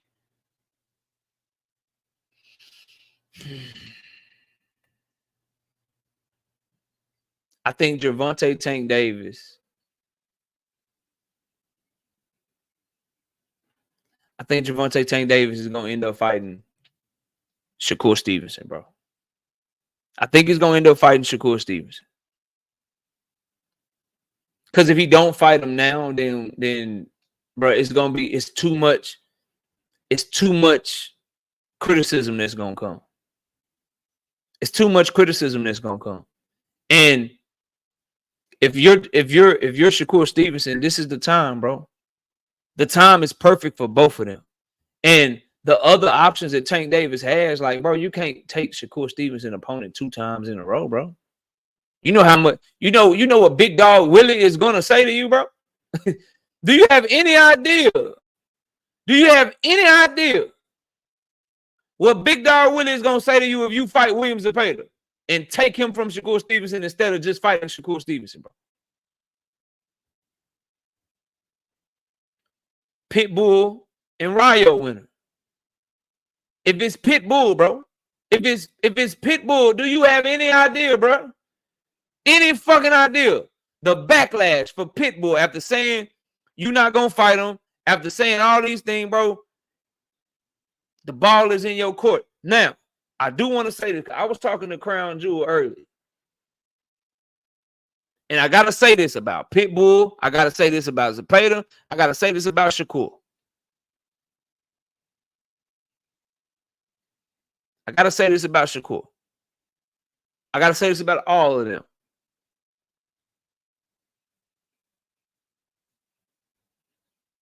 Hold on, before I say that. He would still need at least 100 more lies to catch up to your guy, bro. If he lies about fighting Pitbull Cruz, he would need to tell like 100 more lies to catch up to Devin Haney, and then another 3,000 lies to catch up to Bill Haney. Nice try, though. Nice try, though. Nice try, though. Just on that topic alone. Just on that topic alone.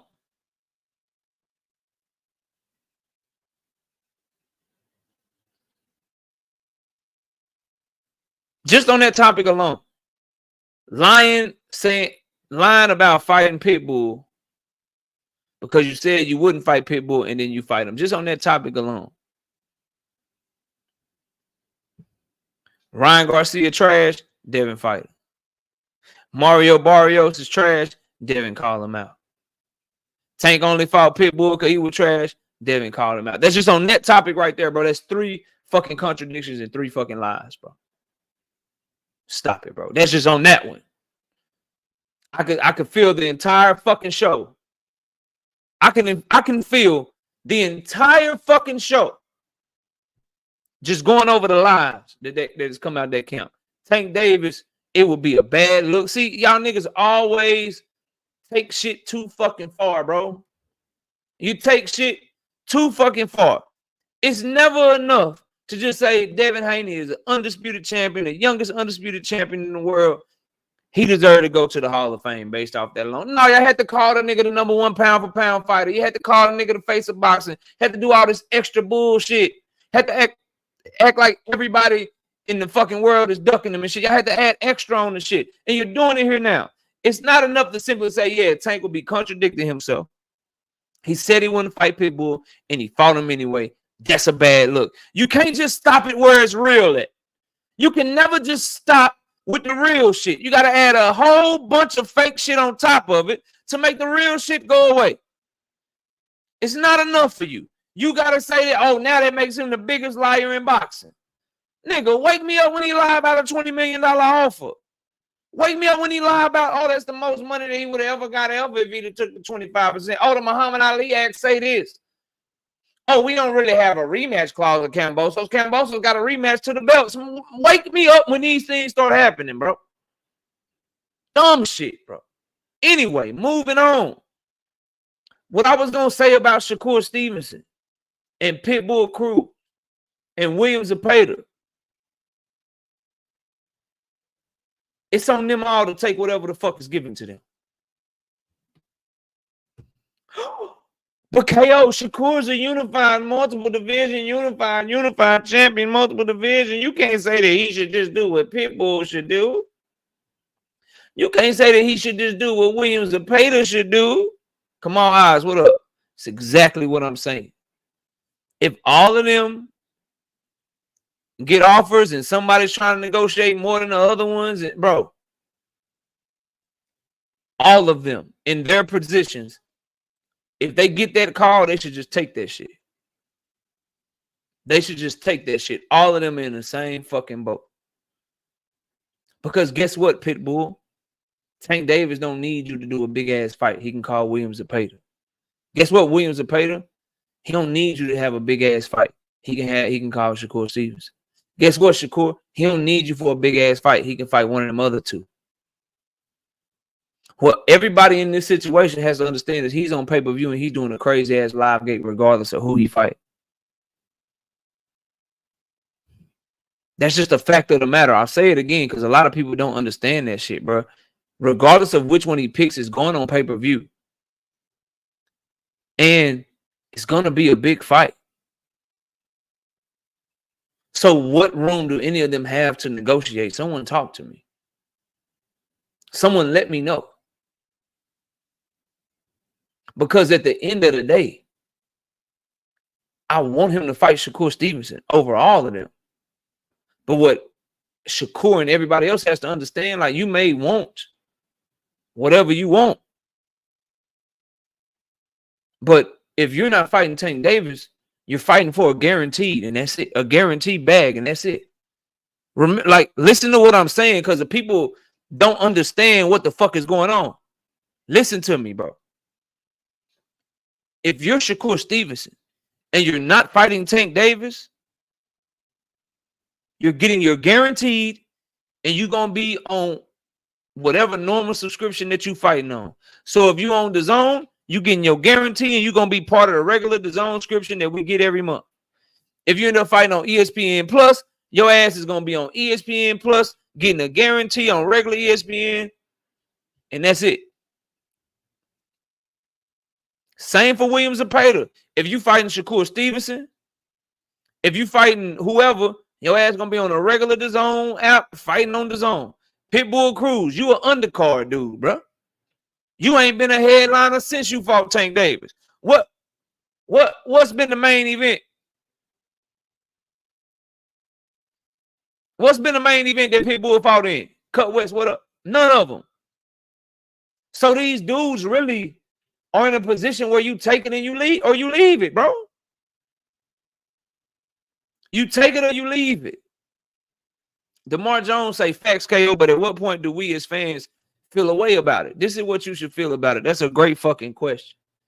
That's why it's on us as boxing fans, DeMar, and it's on me as a content creator to let you know what it is so you can know who to put the pressure on. DeMar, if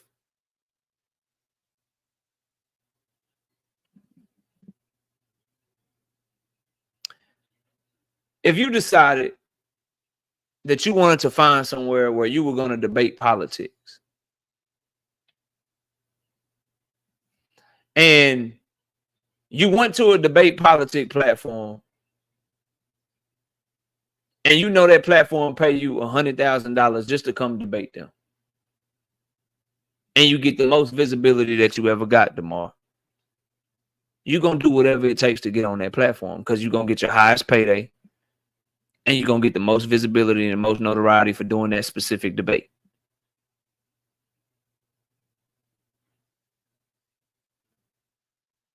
That's it. If you look at it from that perspective, bro, and you really break the shit down, you realize that these dudes have really no leg to stand on. But what happens with boxing fans is we always put the pressure on the star.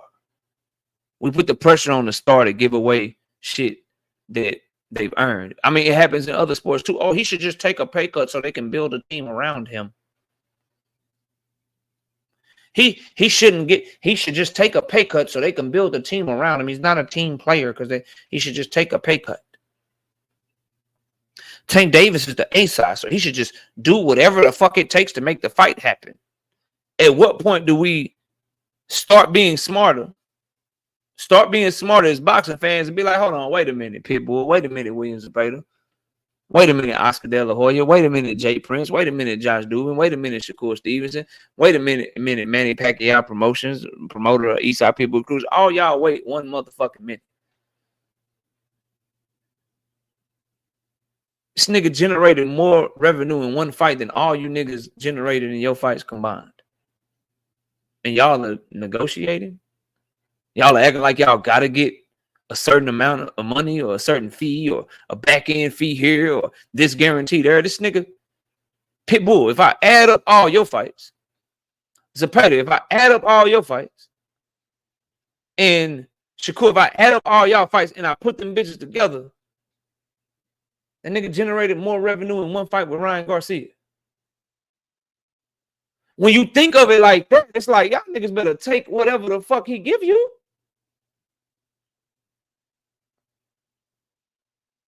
You better take whatever he give you.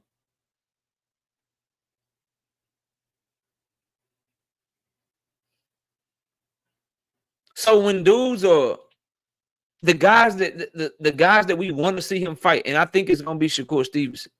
Hopefully they go into this shit understanding their leverage or lack thereof, bro. I think shit is gonna really get to shaking. I think shit is really gonna get to shaking after this Eastside Pitbull Cruz Rayo fight. Low key, I kind of hope Rayo win. I ain't saying I'm picking him to win. I kind of hope Rayo win because that lean that or he give Pitbull a tough ass fight, and if Pitbull win, he look bad in the fight. People are looking you know what I mean. Like I hope Rayo can do enough to make people not check for the motherfucking Pitbull fight. If I'm keeping it real, bro. If I'm keeping it real, that's what I'm hoping for. So Shakur should accept 95.5. Shakur should accept. I don't know what his highest payday is. Let's say it's $3 million. If they offer him $5 million flat, or they offer him $7 million, as long as it's his highest payday by a couple of million, $3 million, whatever it is, he should take that shit, bro. He should take that shit. Because if he don't, you got to think of alternatives. Well, Shakur's alternative to not fighting Tank Davis on pay-per-view right now is a way lesser bag against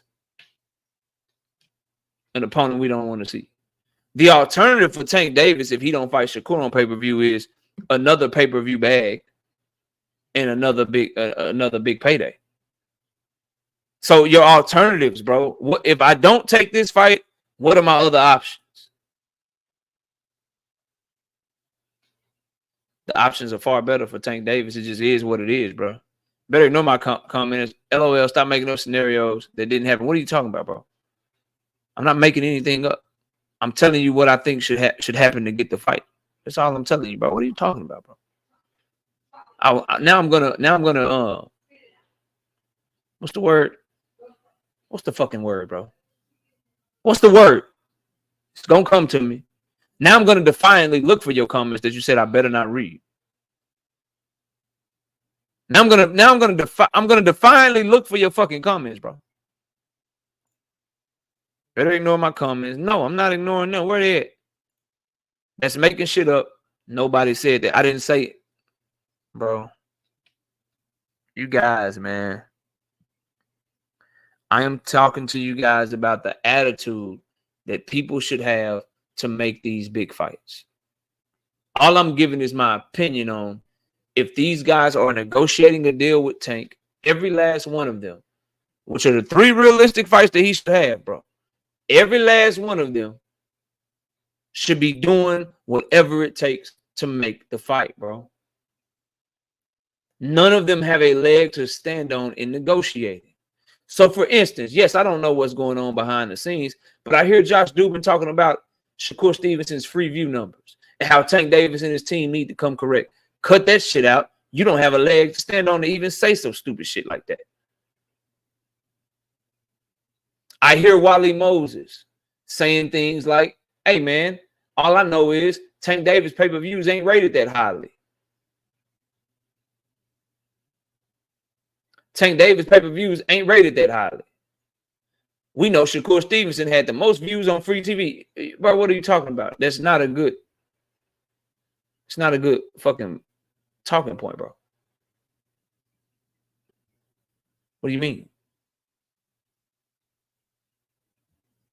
You shouldn't say that. He has no room to negotiate. I'm doing nothing different from what I always do. So I don't understand the pushback, bro. I really don't. I kind of understand it, but I don't. One thing that's, you my bro, but I'm not riding with made up arguments. I didn't make anything up. I didn't make anything up. I'm giving you my opinion on how the fights get made that we want to see. I'm not making anything up, bro. Dank, what's up? Nothing. Not one thing. Everything's my opinion based on if Shakur wants to fight with Tank, here's his leverage based on numbers. If Pitbull wants to fight with Tank, same thing. If fucking Ryo wants to fight with Tank, this is where they all stand in terms of negotiating with him, bro. I think it's very clear. I think it's very fucked. I didn't say anybody said anything, bro. I didn't say anybody said anything, Omega Red. Not a single word, bro. Not a single word. I didn't say Shakur said this or Pitbull said that. I didn't say that, bro.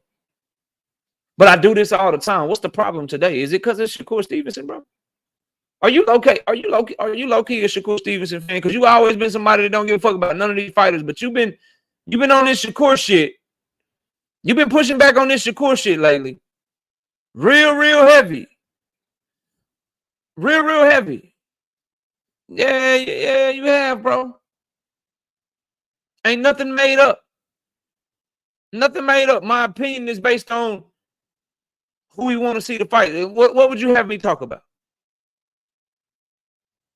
Now I'm curious, bro.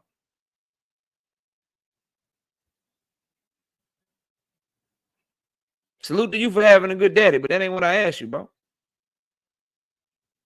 Salute to you, bro. Like that's big. Not everybody's able to have a great father in their life. So I'm glad your father you can be a fan of your father, bro. Not everybody's able to have that. What I'm saying is, what am I saying unfair? What am I saying that doesn't need to be talked about? We want Tank versus Shakur. Okay, how do we get it? Okay, we know Shakur's numbers. We know Tank Davis's numbers. Why can't we talk about what they should be doing and who has leverage over what to make the fight? Why is that a made-up conversation, bro? I ain't say you pushing nothing on anybody, but you're saying I'm making stuff up, bro. When I'm literally like, okay, here's what Shakur's numbers are. Here's what Tank's numbers are. Here's what Calvin Ford said. Here's what Wally Moses said. Here's what Shakur Stevenson said. Here's who Shakur Stevens' mandatory is. Here's who's not available for Tank. Here's who is available for Tank. Based on these factors, here is my opinion. What am I making up, bro?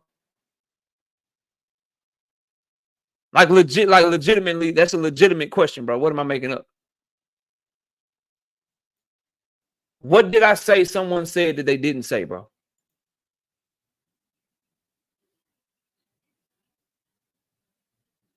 What did I say that someone said that they didn't say, bro? Cool. So you should be able to tell me what I said that someone didn't say. Correct me. I'm not above correction.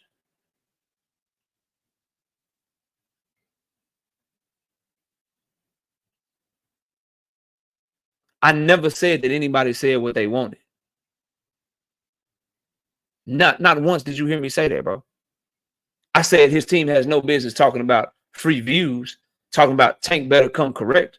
Never said that. I could talk about what he wanted when he told him, Hey, yeah, I'll take $6 million to fight Tank. I could do that, but I'm not even doing them like that. I could start making that argument. But when did I say that he said what he wanted, bro?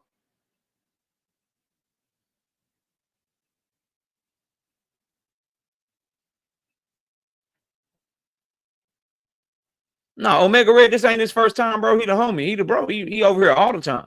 He a day one supporter. We just going back and forth. We just talking. This shit ain't. I'm trying to see what's up though. Don't just tell me I said somebody said some shit. What did I say that he said that he didn't say? Snacks B, what up? That's what I'm on.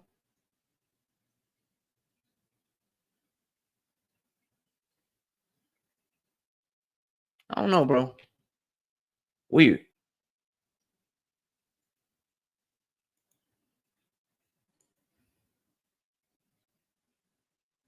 Bro, I'm not calling you simple, bro. I know you smart, bro. I know you're smart. I'm not calling you simple or none of that, bro. If you hear everything that's being said, cool, bro. I'm with you. I hear everything that's being said as well. I know what I'm saying, fam. I know what I'm saying. So just let me know what you mean, bro. What did I put on anybody where I said, yo, he said this, and they didn't say it? What am I making up, bro?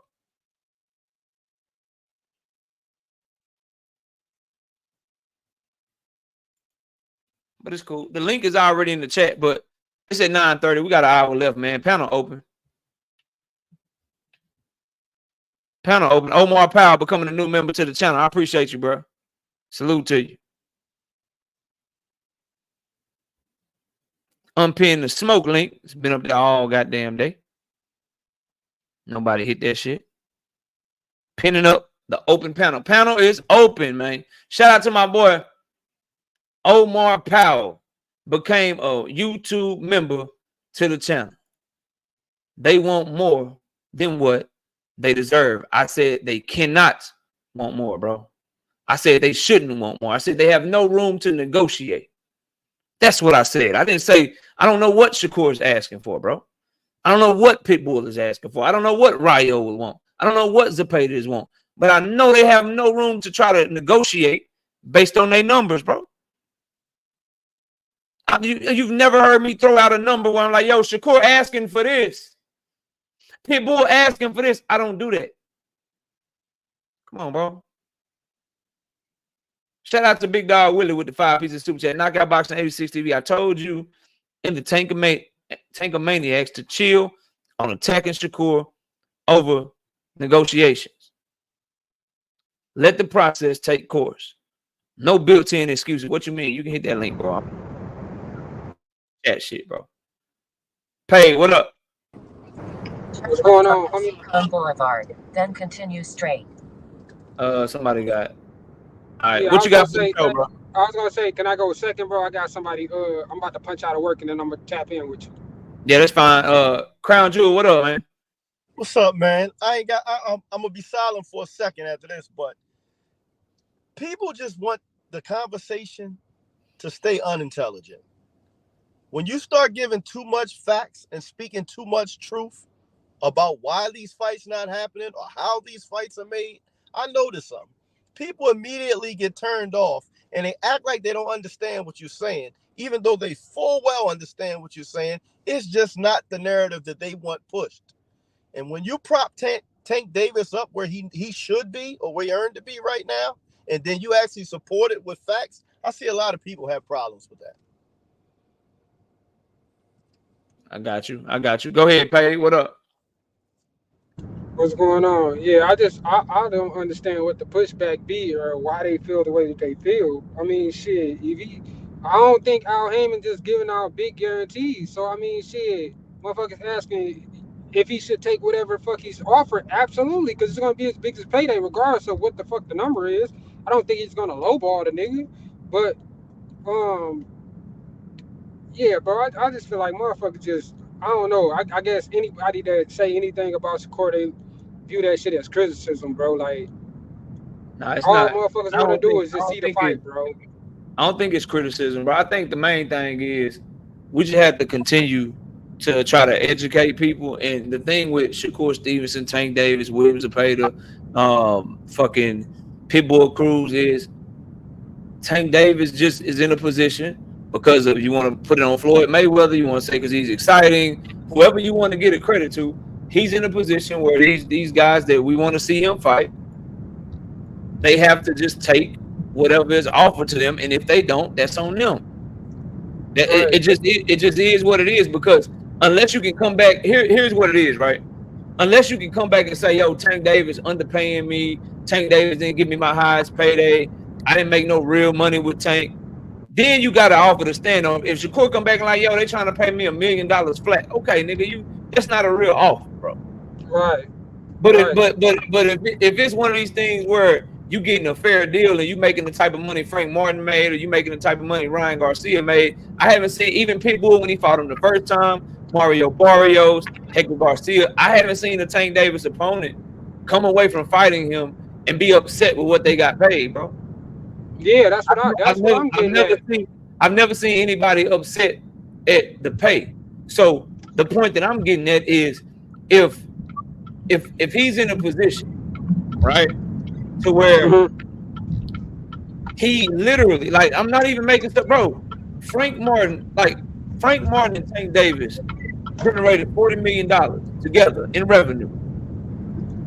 Shakur versus Conceição, Shakur versus Oscar Valdez, Shakur versus Sashino, Shakur versus Jamel Herring, Shakur versus Edwin, and Shakur versus Artem. Those are 6 of his fights as a champion, right? If you add up all of those fights, they don't equal the revenue that Tank just did with Frank alone. He got one fight that's more than 6 of Shakur's fights combined. Right. And we're literally having a conversation about, oh, Tank should give him an offer, he can't refuse. I saw somebody put that in the chat. We're having a conversation about, we got his team out here having conversations about, well, Shakur did these free numbers on ESPN and Tank pay-per-views and Shakur free numbers. We know Shakur brings something to the table too. Like, what are we talking about, bro? What the fuck are you talking? What do we bring to the table? Do you want? Never been on do you want the opportunity? Do you want the opportunity for your highest ever payday to be on pay-per-view and get back end money for the first time in your career and fight somebody that's one of the face of boxing, or do you want to just negotiate like you on the same level and shit? That's what I'm on. Do we want to fight, bro? Or do we want to boost Shakur's ego and tell him that he's something he's not? The fact of the matter is, you didn't crack $1 million in your last live gate and you was on free TV.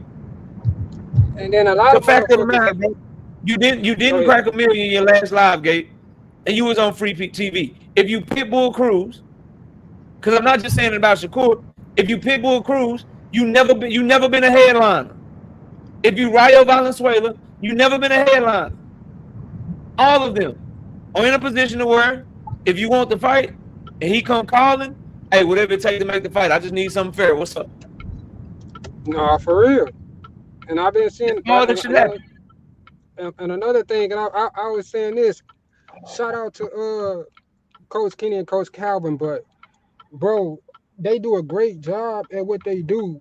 Just stick to that, bro, until y'all get media trained to not just say whatever the fuck y'all want to say, because a lot of that shit makes Tank look bad. And I'm not even gonna like cap, because the shit that he was saying in that interview just was like mind-boggling. Like, bro, what the fuck are you talking about? Like, and the last thing that he said was the shit that he should have just said to begin with. Like, bro, you know, you don't be even if you are in a negotiation room, bro, you're not the final say so on or you're not signing on the dotted line, bro. So I don't be understanding that should be making motherfuckers look bad. And then it's like, we trying to defend the nigga. We can't even defend the nigga because we know what the nigga saying is fucked up too. I heard that. Shout out to Kamal Oz. Kamal Oz, before you go, give me 1 second.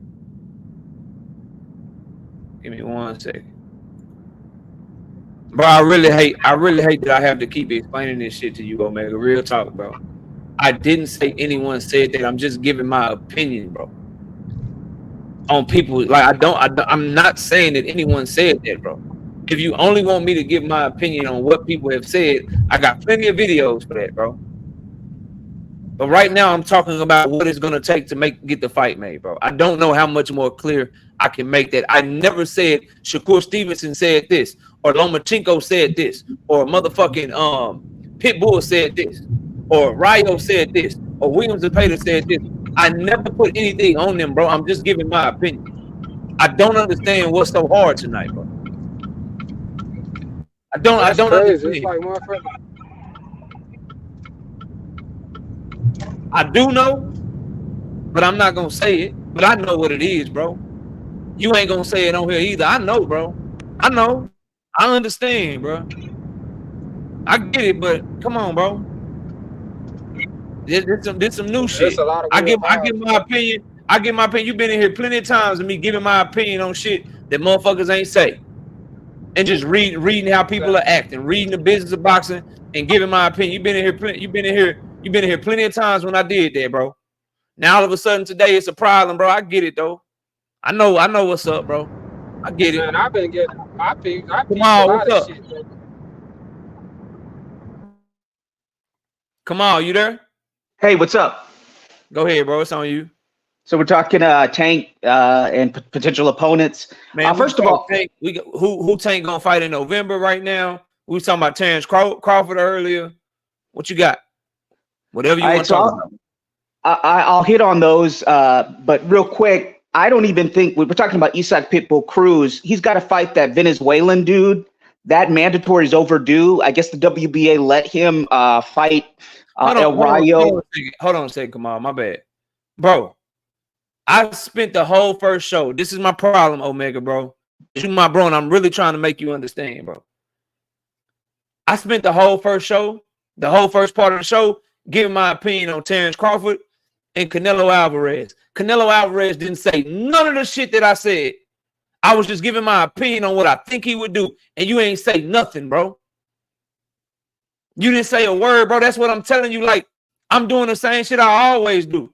And now, and for some reason, you having a hard time understanding. Canelo didn't say a single word about what I said and what I thought. But I based my opinion on the lay of the land, how Canelo has moved previously, and I gave my opinion on it. And I didn't get none of this from you, bro.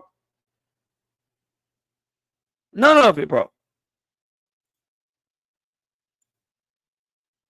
I came in when I typed, okay, bro. Well, I've been doing this the whole show. I've been doing this for the past 3-4 years. You've been here a long time, bro. I give my opinion based on how people move, what people say, the business of boxing, bro. You know that. You know that. I'm not finna change up now because it's Shakur. Not doing it, bro. It is what it is. Come on, go ahead, bro. Yeah, so people mention Isaac Pitbull Cruz. If he gets past El Rayo, the WBA mandatory against the guy who, what's his name, who beat up Rolly Romero before getting stopped, quote unquote, that's up next. So I don't even think Isaac Pitbull Cruz is an option for Tank. At this point, I don't even think Tank wants to fight Isaac right away. I think he wants to let Isaac build himself up. So if he does rematch him, it'll be more money later on if he keeps on winning. So with Shakur, I'm going to be honest, bro. I never thought the Shakur fight would be next because Shakur's always been delusional. He's real close to Crawford in that I feel like he would be a bad faith negotiator. He said stuff that is crazy, like he and Tank does like 4 million pay-per-view buys. I'm not even sure that Tank and Shakur does more than Tank and Frank Martin, to be honest, because Tank's already got the demographic. He's already got the fan base. He's already got the community. He's got the entertainers. I mean, I don't think that Shakur really brings anything to the fight in terms of a lot of casual interest. So what does that leave Shakur? I think Shakur, I believe that Tank beat Shakur. And I think Shakur wants to kind of egg out his free agency to get bigger money fights before immediately facing Tank, to use Tank's name and the aura of a future fight with Tank Davis to get, additional paydays until he inevitably fights Tank. I believe, I never thought Devin Haney and Shakur Stevenson would beat Tank Davis, even though people on YouTube always said that they thought they would. I just don't see Shakur going straight into this fight. And he's from that Terence Crawford school of negotiation where it's just they don't understand the business side of things. Now Crawford's doing really well because he's listening to whoever. He's been on SmackDown the past 2 Friday nights, and he's getting himself out there. Good. He's finally doing that. But Shakur, I just don't believe. I'll believe it when I see it that he signs to fight Tank. I think he's going to price himself out.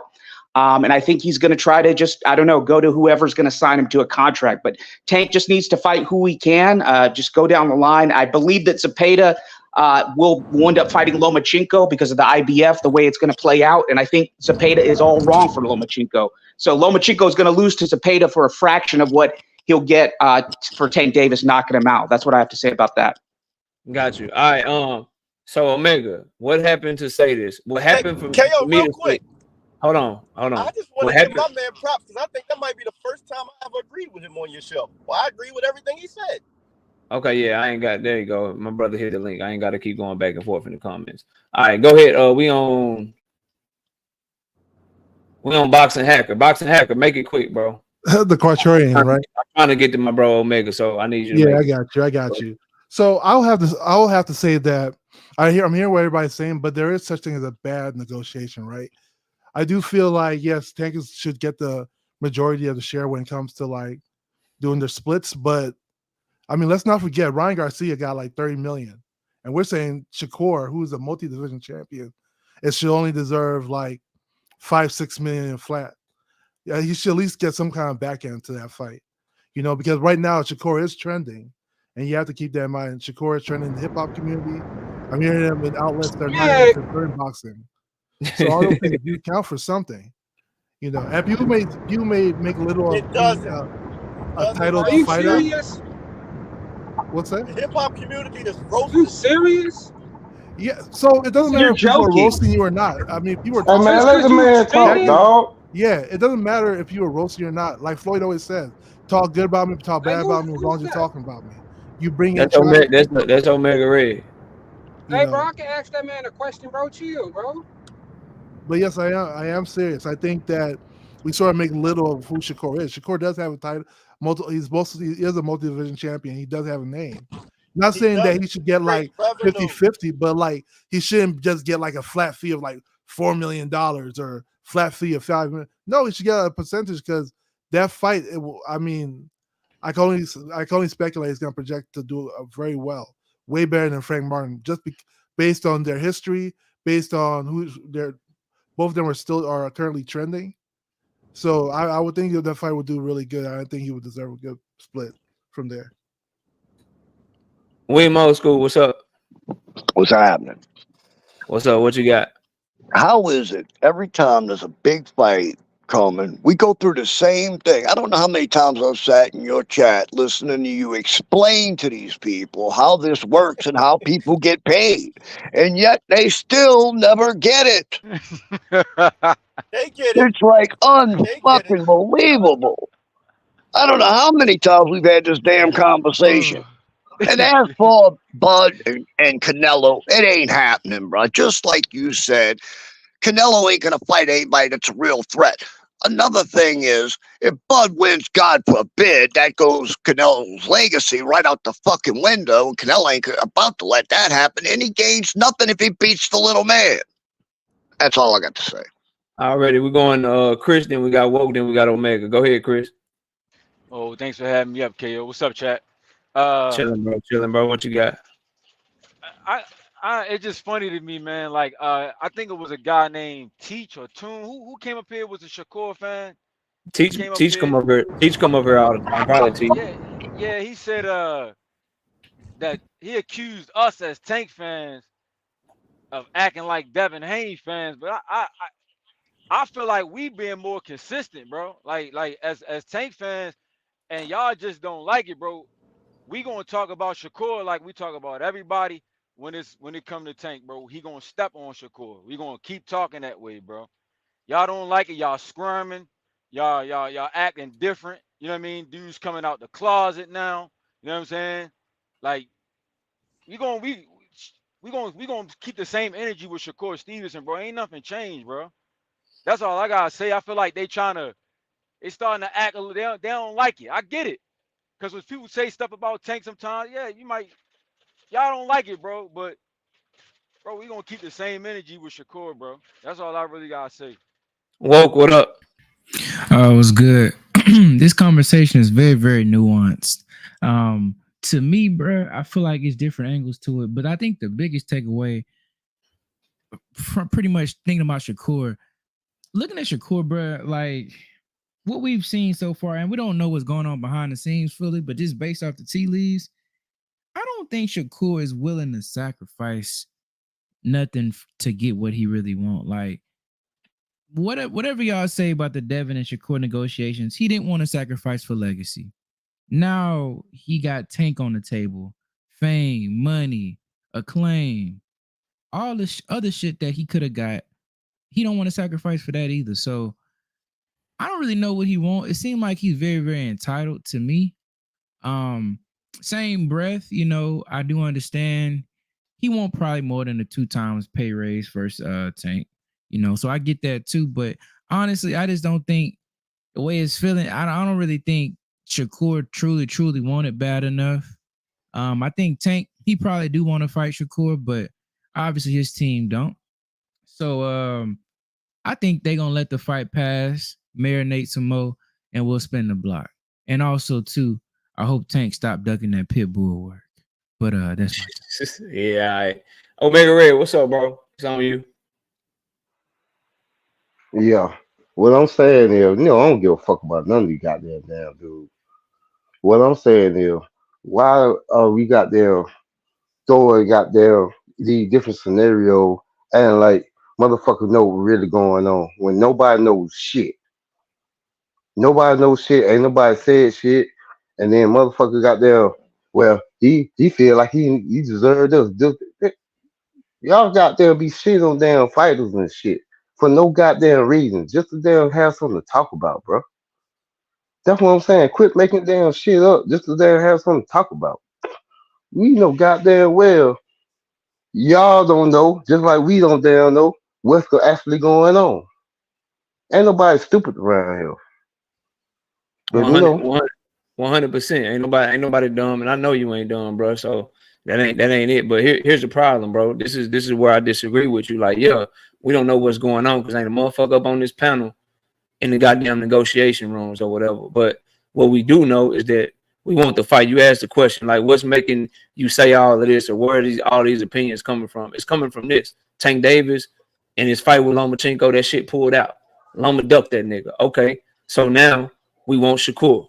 Or we could get fucking Pitbull, we don't want. Or we could get motherfucking Williams Zepeda, which is a good fight, but we don't want it. We want the Shakur fight. So based on what we want and based on what happened with Lomachenko, okay, how do we get the fight?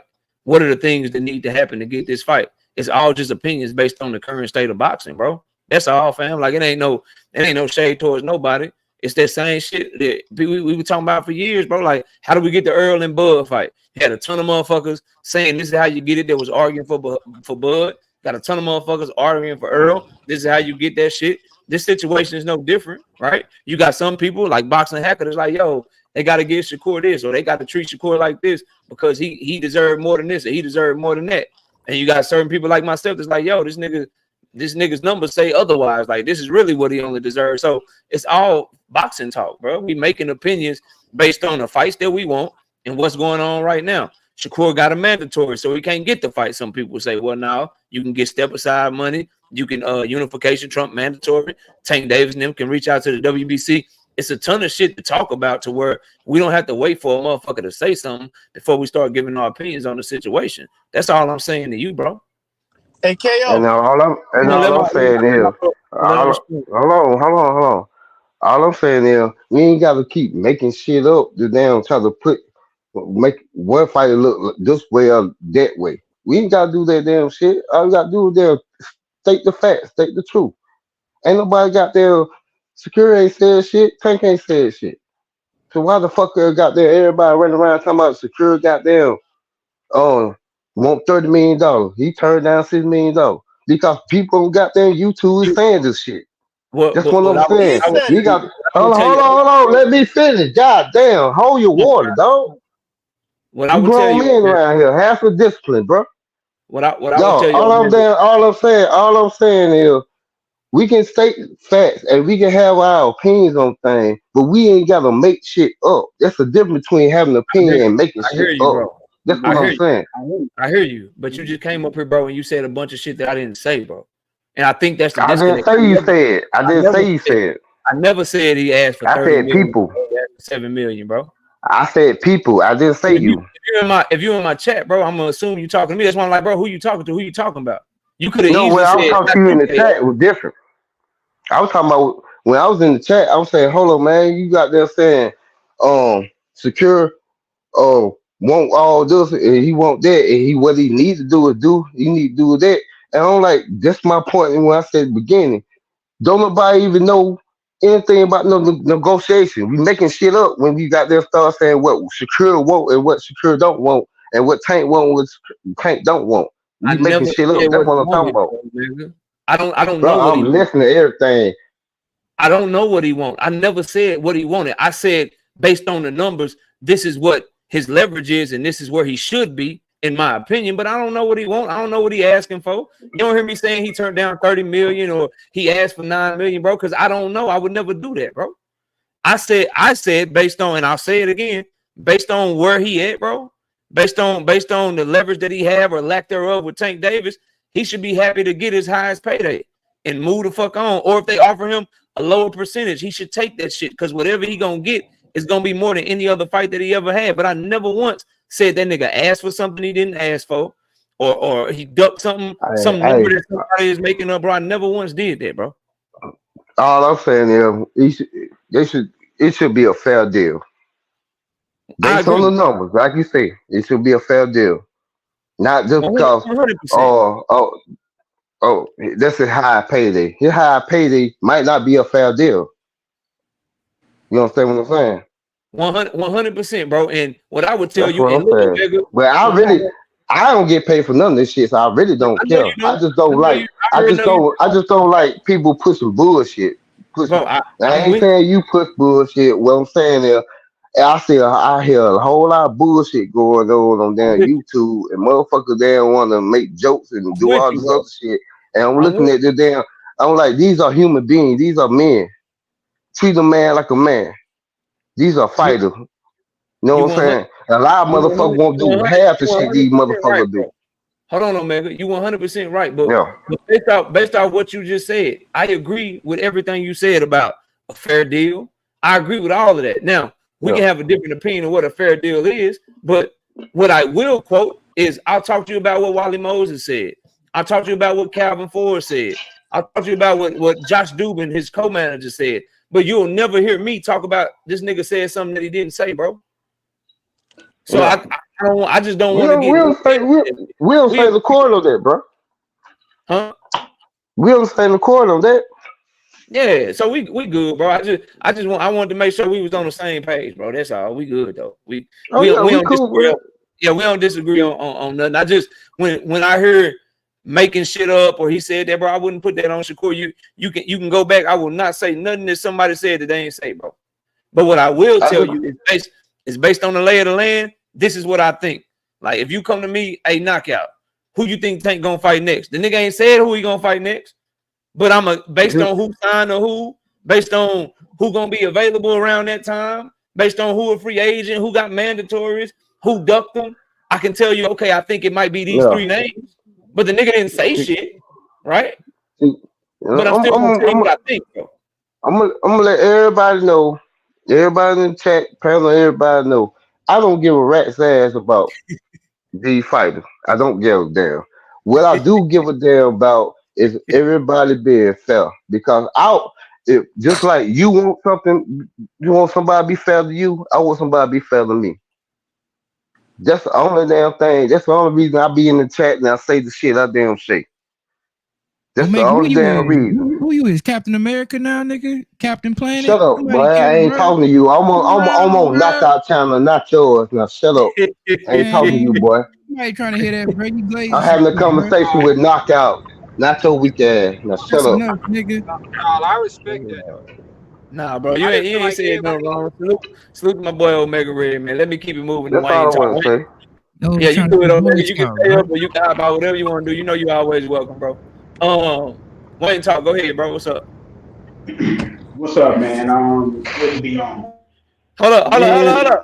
Shout out my boy Eldo. He say Shakur hold out signing with Matchroom to pursue the Tank fight. Smart move. I don't doubt Eldo. He would know. That's great news, bro. That's I did great see news, somebody bro. on Twitter report that the Look, fight November 23rd, so I don't know if it's true or not. Hell bro, yeah. your Twitter Hell sources yeah. are the worst Twitter sources in boxing, bro. We ain't trying to hear that No, shit from bro, you, dog. it was a boxing journalist. I don't know if it's true though. I'm just saying. We'll see. Wayne talk. What up, man? man, I hate to I hate to beat up on your Don't boy even, you Cal. already said everything on Shakur last week. Talk to me about Crawford, because we were talking about that too, bro. Talk to me about Crawford. Oh, What you think? What you think his next move should be? Assuming he gets back by Jermall, what you think? What you think the next play gonna be, bro? Canelo. You think I want to see Canelo will take Canelo. that fight? He said he'd take 200 million for Benavidez, right?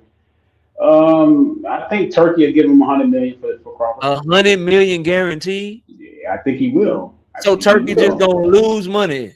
That's crazy, Turkey been losing money. He been losing money since he been in the bro. game. Shit, he just That's throwing why money he all over the charging. place. That's why he charging motherfucking $80 for this pay per view. He trying to get that shit back, man. He's throwing money all over the place. But I mean, with this stat card that he got, I'm pretty sure he paying a nice piece of change on his stat card he got. He paying out a Not a nice car piece of fight. change. The car Yeah, fight. The car he fight. throwing. But Cause for I those just y'all don't make know, I I'm just opening I up the don't channel. hey I I'm want to opening make up one the comment on your boy Coach Calvin. That's it, and y'all can have it. Yeah, go ahead. Go ahead. Talk Okay, about it. so he said he wanted to double down on what he said about Shakur Stevenson and Tank Davis fight, right? Yep. Well, okay, he doubled down, right? And he Yep. said, he said that two black fighters fighting, pulling from the same demographic, don't Mm-hmm. sell. Yep. Okay. And For then those y'all don't know what he talking about said, the interview Coach Calvin did with Zell Brooks Multimedia. Y'all go check it out, man. That's what he talking about. yeah. Go ahead. So he said that if you go with a different demographic, you got a better chance of selling. Okay, so I just looked at Tank Davis, all his pay-per-view bouts. Santa Cruz was 2 something. Hector Garcia was 2 something. Rolly Romero was 2 something. And Pitbull Cruz was 2 something. You know who? And then his one big one was Ryan Garcia at 1.4. You can pick You it know up. his second best selling fight Yeah, was in the a city. black fighter, 400 with my guy, the last guy he fought. Frank Martin. Yeah, it was supposed to with Frank Martin. Yeah. So it's not always true that you're going to sell when you're not pulling from the same demographic. That's not always true. It all depends on the person you coming with. Yep. It all depends on the opponent that you come with. It's not necessarily that you're going to be pulling from the same demographic. It's the opponent that you come with, proven on his track record that his second best pay-per-view is an African American fighter. Period. Frank Martin. Mm-hmm. Frank Martin wasn't more accomplished than Leo Santa Cruz. Leo Santa Cruz was the most accomplished guy on his resume, and that was only 2 something. But Frank Martin was 4 something. So I'm not whatever. It's whatever, man. You're not feeling what Calvin. You're not feeling what Calvin. No, I'm not feeling that because I don't know if Calvin even looking at the numbers. I just think he's just talking.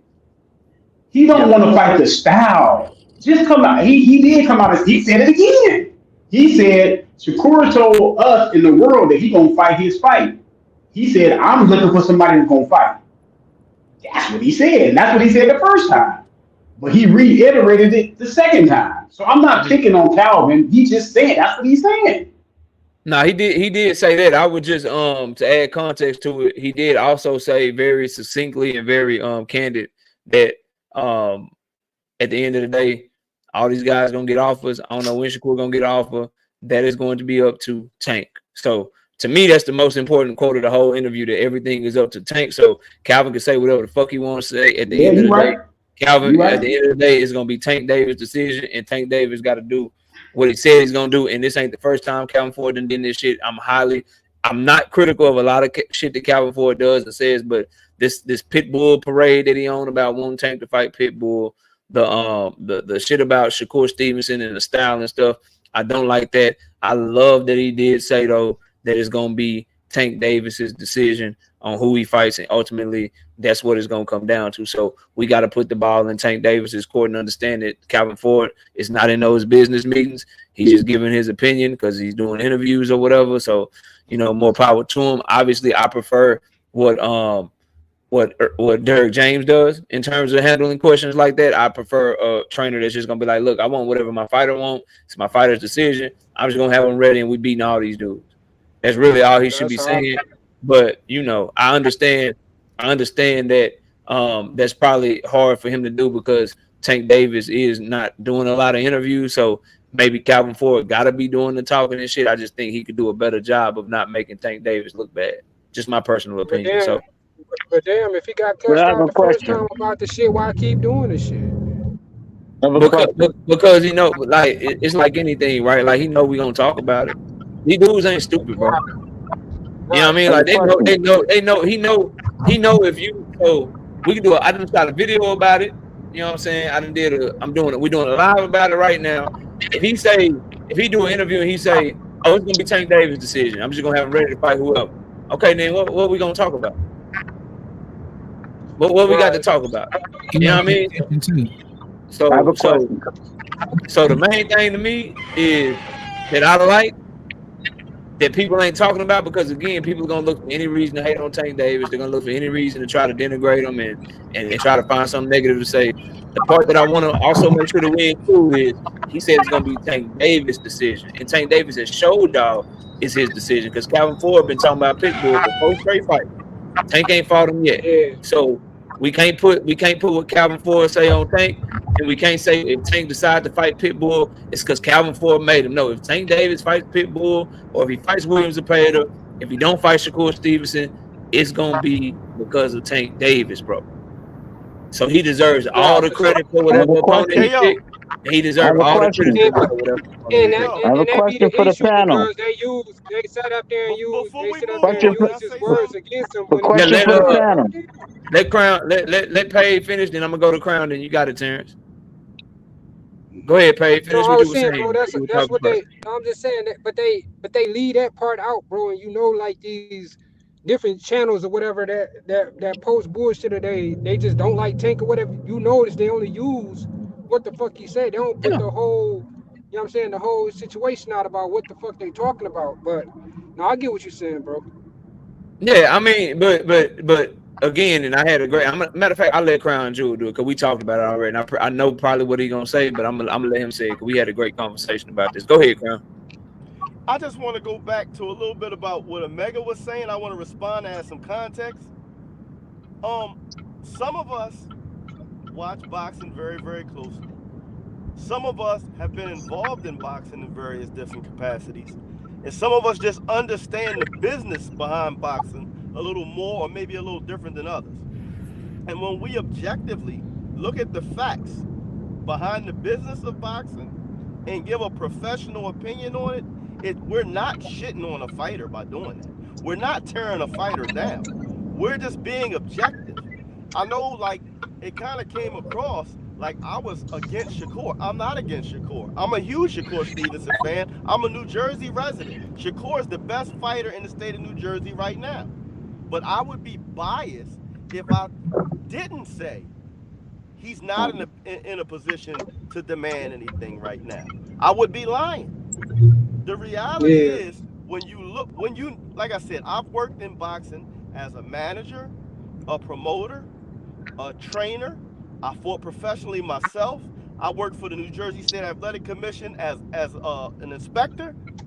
I'm not saying what I feel should be this way, should be that way based on my opinion. I'm saying it based on the way boxing works. And when somebody's on the opposite side of it, and I just pointed out, I'm not tearing them down. I'm merely looking at the situation objectively and stating what it is.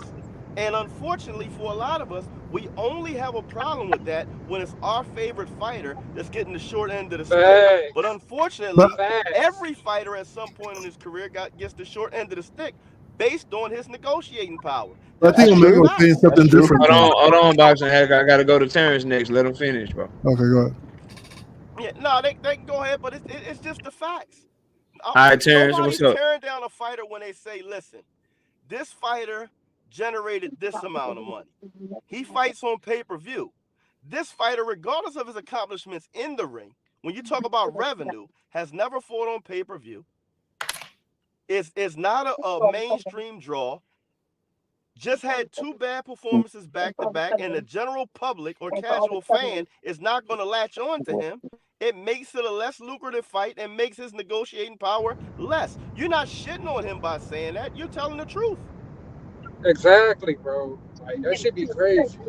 We in a sensitive-ass society now that if you point out someone's truth and it just happens to be unfavorable at the moment, then we're mistreating them. We're not being fair.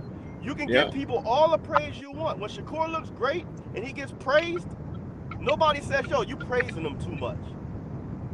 But if you objectively look at something they do wrong, the moment you say, hey, this ain't cool, or all of a sudden you tearing them down. No, nobody's tearing you down.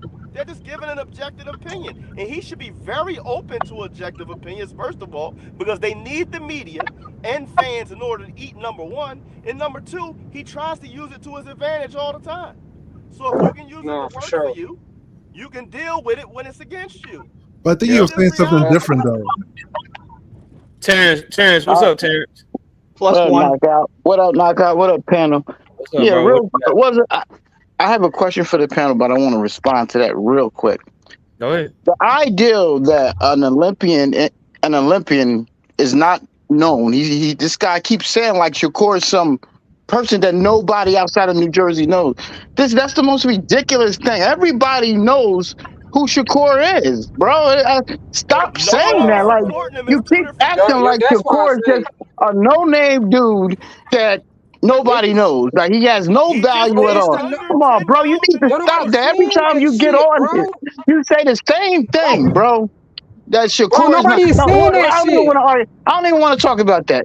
Forget about it. My question is, forget about it. I don't even want to talk about it. I don't even want, because you say the same thing every time you talk this nonsense like nobody knows Shakur. Okay, nobody knows Shakur. Nobody knows Shakur. Who is Shakur? We don't know. We don't know who he is. Who said well, that? but anyway, my question for the panel is this. What happens when you speak facts? They make up their own narrative. Man, you can talk about that after I'm done. You can respond to me, but I just have a question for the panel. Yes, now, we know what Shakur said. He said he'll take the fight for $6 million, right? $6 million measly dollars. Now, all I want to know, I'm just asking this question to the panel.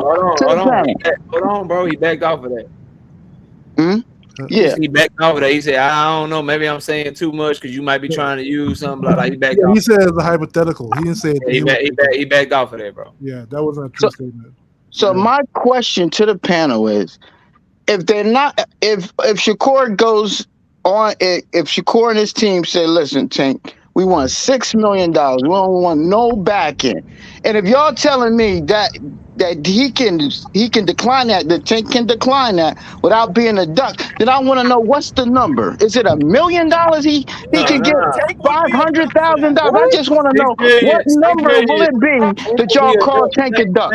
That's all I want to know. That's all I want to know. $6 million flat with no back end. Tank should take that shit. Shakur and his team good enough to say that. All right, so we got knockout saying good. We got knockout saying that's okay. So is the rest of the group here agreeing? I said it's okay too. I think it's a low ball offer. I mean, it's a win for. It's definitely a win for Tank. This is my question. That's fine. This is what I want to go into. Terrence, this is what I'm talking about, bro. You just did it, Terrence, and I gotta speak on it, bro, because I think it's a very important conversation to have. So a lot of your talking points and a lot of stuff that you say, because you come up on the panel a lot, and I salute you for helping provide content for the viewers.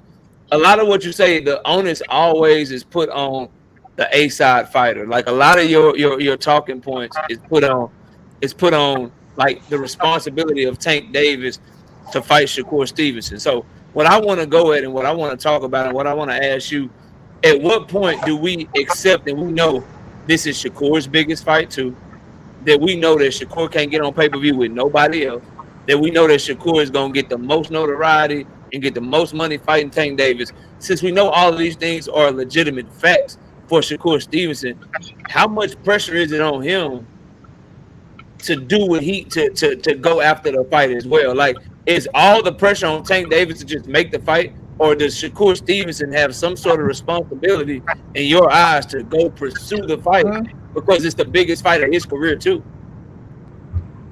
Oh, you want me to respond? Yeah, and that's what I'm saying, Knockout. Shakur said he'll take $6 million. If he moves off that number, then I'll blame Shakur. He said he'll take $6 million. If he don't take the $6 million, then he's Well, he done. already backed off that number. He already backed off of it in that live stream, bro. Yeah, all right. Well, then, if I didn't hear it, now if he did, then I'm on Shakur. He said he'll take $6 million. It ain't So that's even all that. I got to say. If he don't take the $6 million, it's on Shakur. Let me ask you something. That was a hypothetical. Let me ask you something, bro. Let me ask you something. If you go online right now and you apply to some jobs, but you don't apply to some other jobs, isn't it safe to say that you want the jobs that you applied for, but you don't want the jobs you didn't apply for? Absolutely. Can we all come to that conclusion? Absolutely. Okay, so if I'm a free agent in boxing and I'm talking to everyone except the people that got the fight I claim I want, can't we safely say that he may not want that fight right now? If he's not absolutely. If he's not talking to 10 people, yes, he don't want the fight. I agree with you. Absolutely. All right. Cool. I just know he meeting with Eddie Hearn for a second time this Saturday. That's all I know. Eddie ain't got no fighters, but okay. To me, that's real stupid. If he wants to fight, you absolutely. If he signs with Eddie, then I'm off for Shakur. Then I ain't gonna say nothing else about Shakur if he signs with him. But he never said $6 million though. He just they answered a hypothetical question. He never said he would take it. He answered one of Kenny's questions. That's not true. No, he did. He said it, Boxing Hacker. He just backed off of it, bro. No, he didn't. No, he didn't. He said it. He backed off of it. Why don't you just play it, Knockout? He said it. He backed off of it, bro. He backed off of it. We're not trying to hold him to it, Boxing Hacker. You say if he good, he backed off of it. He never took it. No, he never. Kenny asked him a hypothetical question. He said, assuming somebody. He never said you. And he made clear. Bro, did he say yes or no, bro? Bro, this shit crazy. No, y'all should watch it. He said yes, he would take it, and then he backed off of it, which is fine, bro. He backed off of it. We're not holding him to it. You good? What's up? You good, bro? Damn, niggas really be out here just arguing anything. All he did was say this thing is real numbers, right? They're not the real numbers, right? They're not the real numbers, right? Like, God damn. No, it's a hypothetical question. It wasn't about him. It was about a random question. Kenny was just trying to play. Bro. Kenny Ellis was asking Shakur Stevenson about somebody else while saying he want Shakur Stevenson DNA on the rag. Yeah, bro. It was about somebody else, bro. Assuming somebody was offered something like twice as much as their. Yeah, he was assuming it was somebody. He wasn't talking about it. He did that to protect the fact that he was exposing. Hypothetically, there's a person on the panel who's the only person that got his camera on, but I'm not talking about me though. Like, nigga. I'm trusting. Right. Come on, bro. Y'all be doing, he bro. only said hypothetical. Man, they robbed Shakur. I ain't mad. God at $3 million. No, it was hypothetical. It wasn't like a straight question. Kenny didn't ask him a straight question. You made $3 million. He didn't say, Shakur, will you take $6 million? He was like, assuming somebody makes X amount of money and they offer why. Is a reasonable offer? And Shakur was said, like, I understand how this works. I understand about the A side. And then Fanon said, no, young man, don't let him trap you. Don't let him trap you. You need back end money. And then he said, oh, no, I'm just saying that's not the number, right? Yeah. He said that's not a number. You're not talking like it wasn't about him. That basically. It was about him, bro. It was not. Can we replay this? Can we replay it real quick? It wasn't about him. I'm not finna do that. Bro. Yeah, it wasn't about him. You was there. You was there. You literally in the minority, bro. Like I'm not doing that. Because people are not taking it. So, Coach Kenny said Yeah. assuming somebody makes That X was amount of money his Oh, version and they're he of said, offered saying Y, allegedly. is that a He reasonable didn't offer? want he to said, tell Shakur what said if people, we yes. offer hey, But you? then this is what Shakur Shakur reiterated, makes. like, hey, this is not about me. I'm the man too. That was the whole conversation. That's the general conversation how it went. You Nah, don't man. understand nuance. That was his allegedly. He put that on there so he wasn't coming out nationally telling you, Shakur, we know your biggest payday was $3 million. If we offer you double your biggest payday, Kenny would you even take it? said he He was wasn't talking trying to about him. protect Shakur's privacy, and you're But not getting it. but Kenny said he wasn't talking about Shakur. You do know that, Highest right? payday was He He said was that I'm not protecting his referring to you. privacy in plain sight. What don't you get? Y'all know what's funny though? You Coach guys know Calvin only started the talking like like that about two fighters, bro. invisible Devin and thing. Shakur. Huh? Yeah, you're right.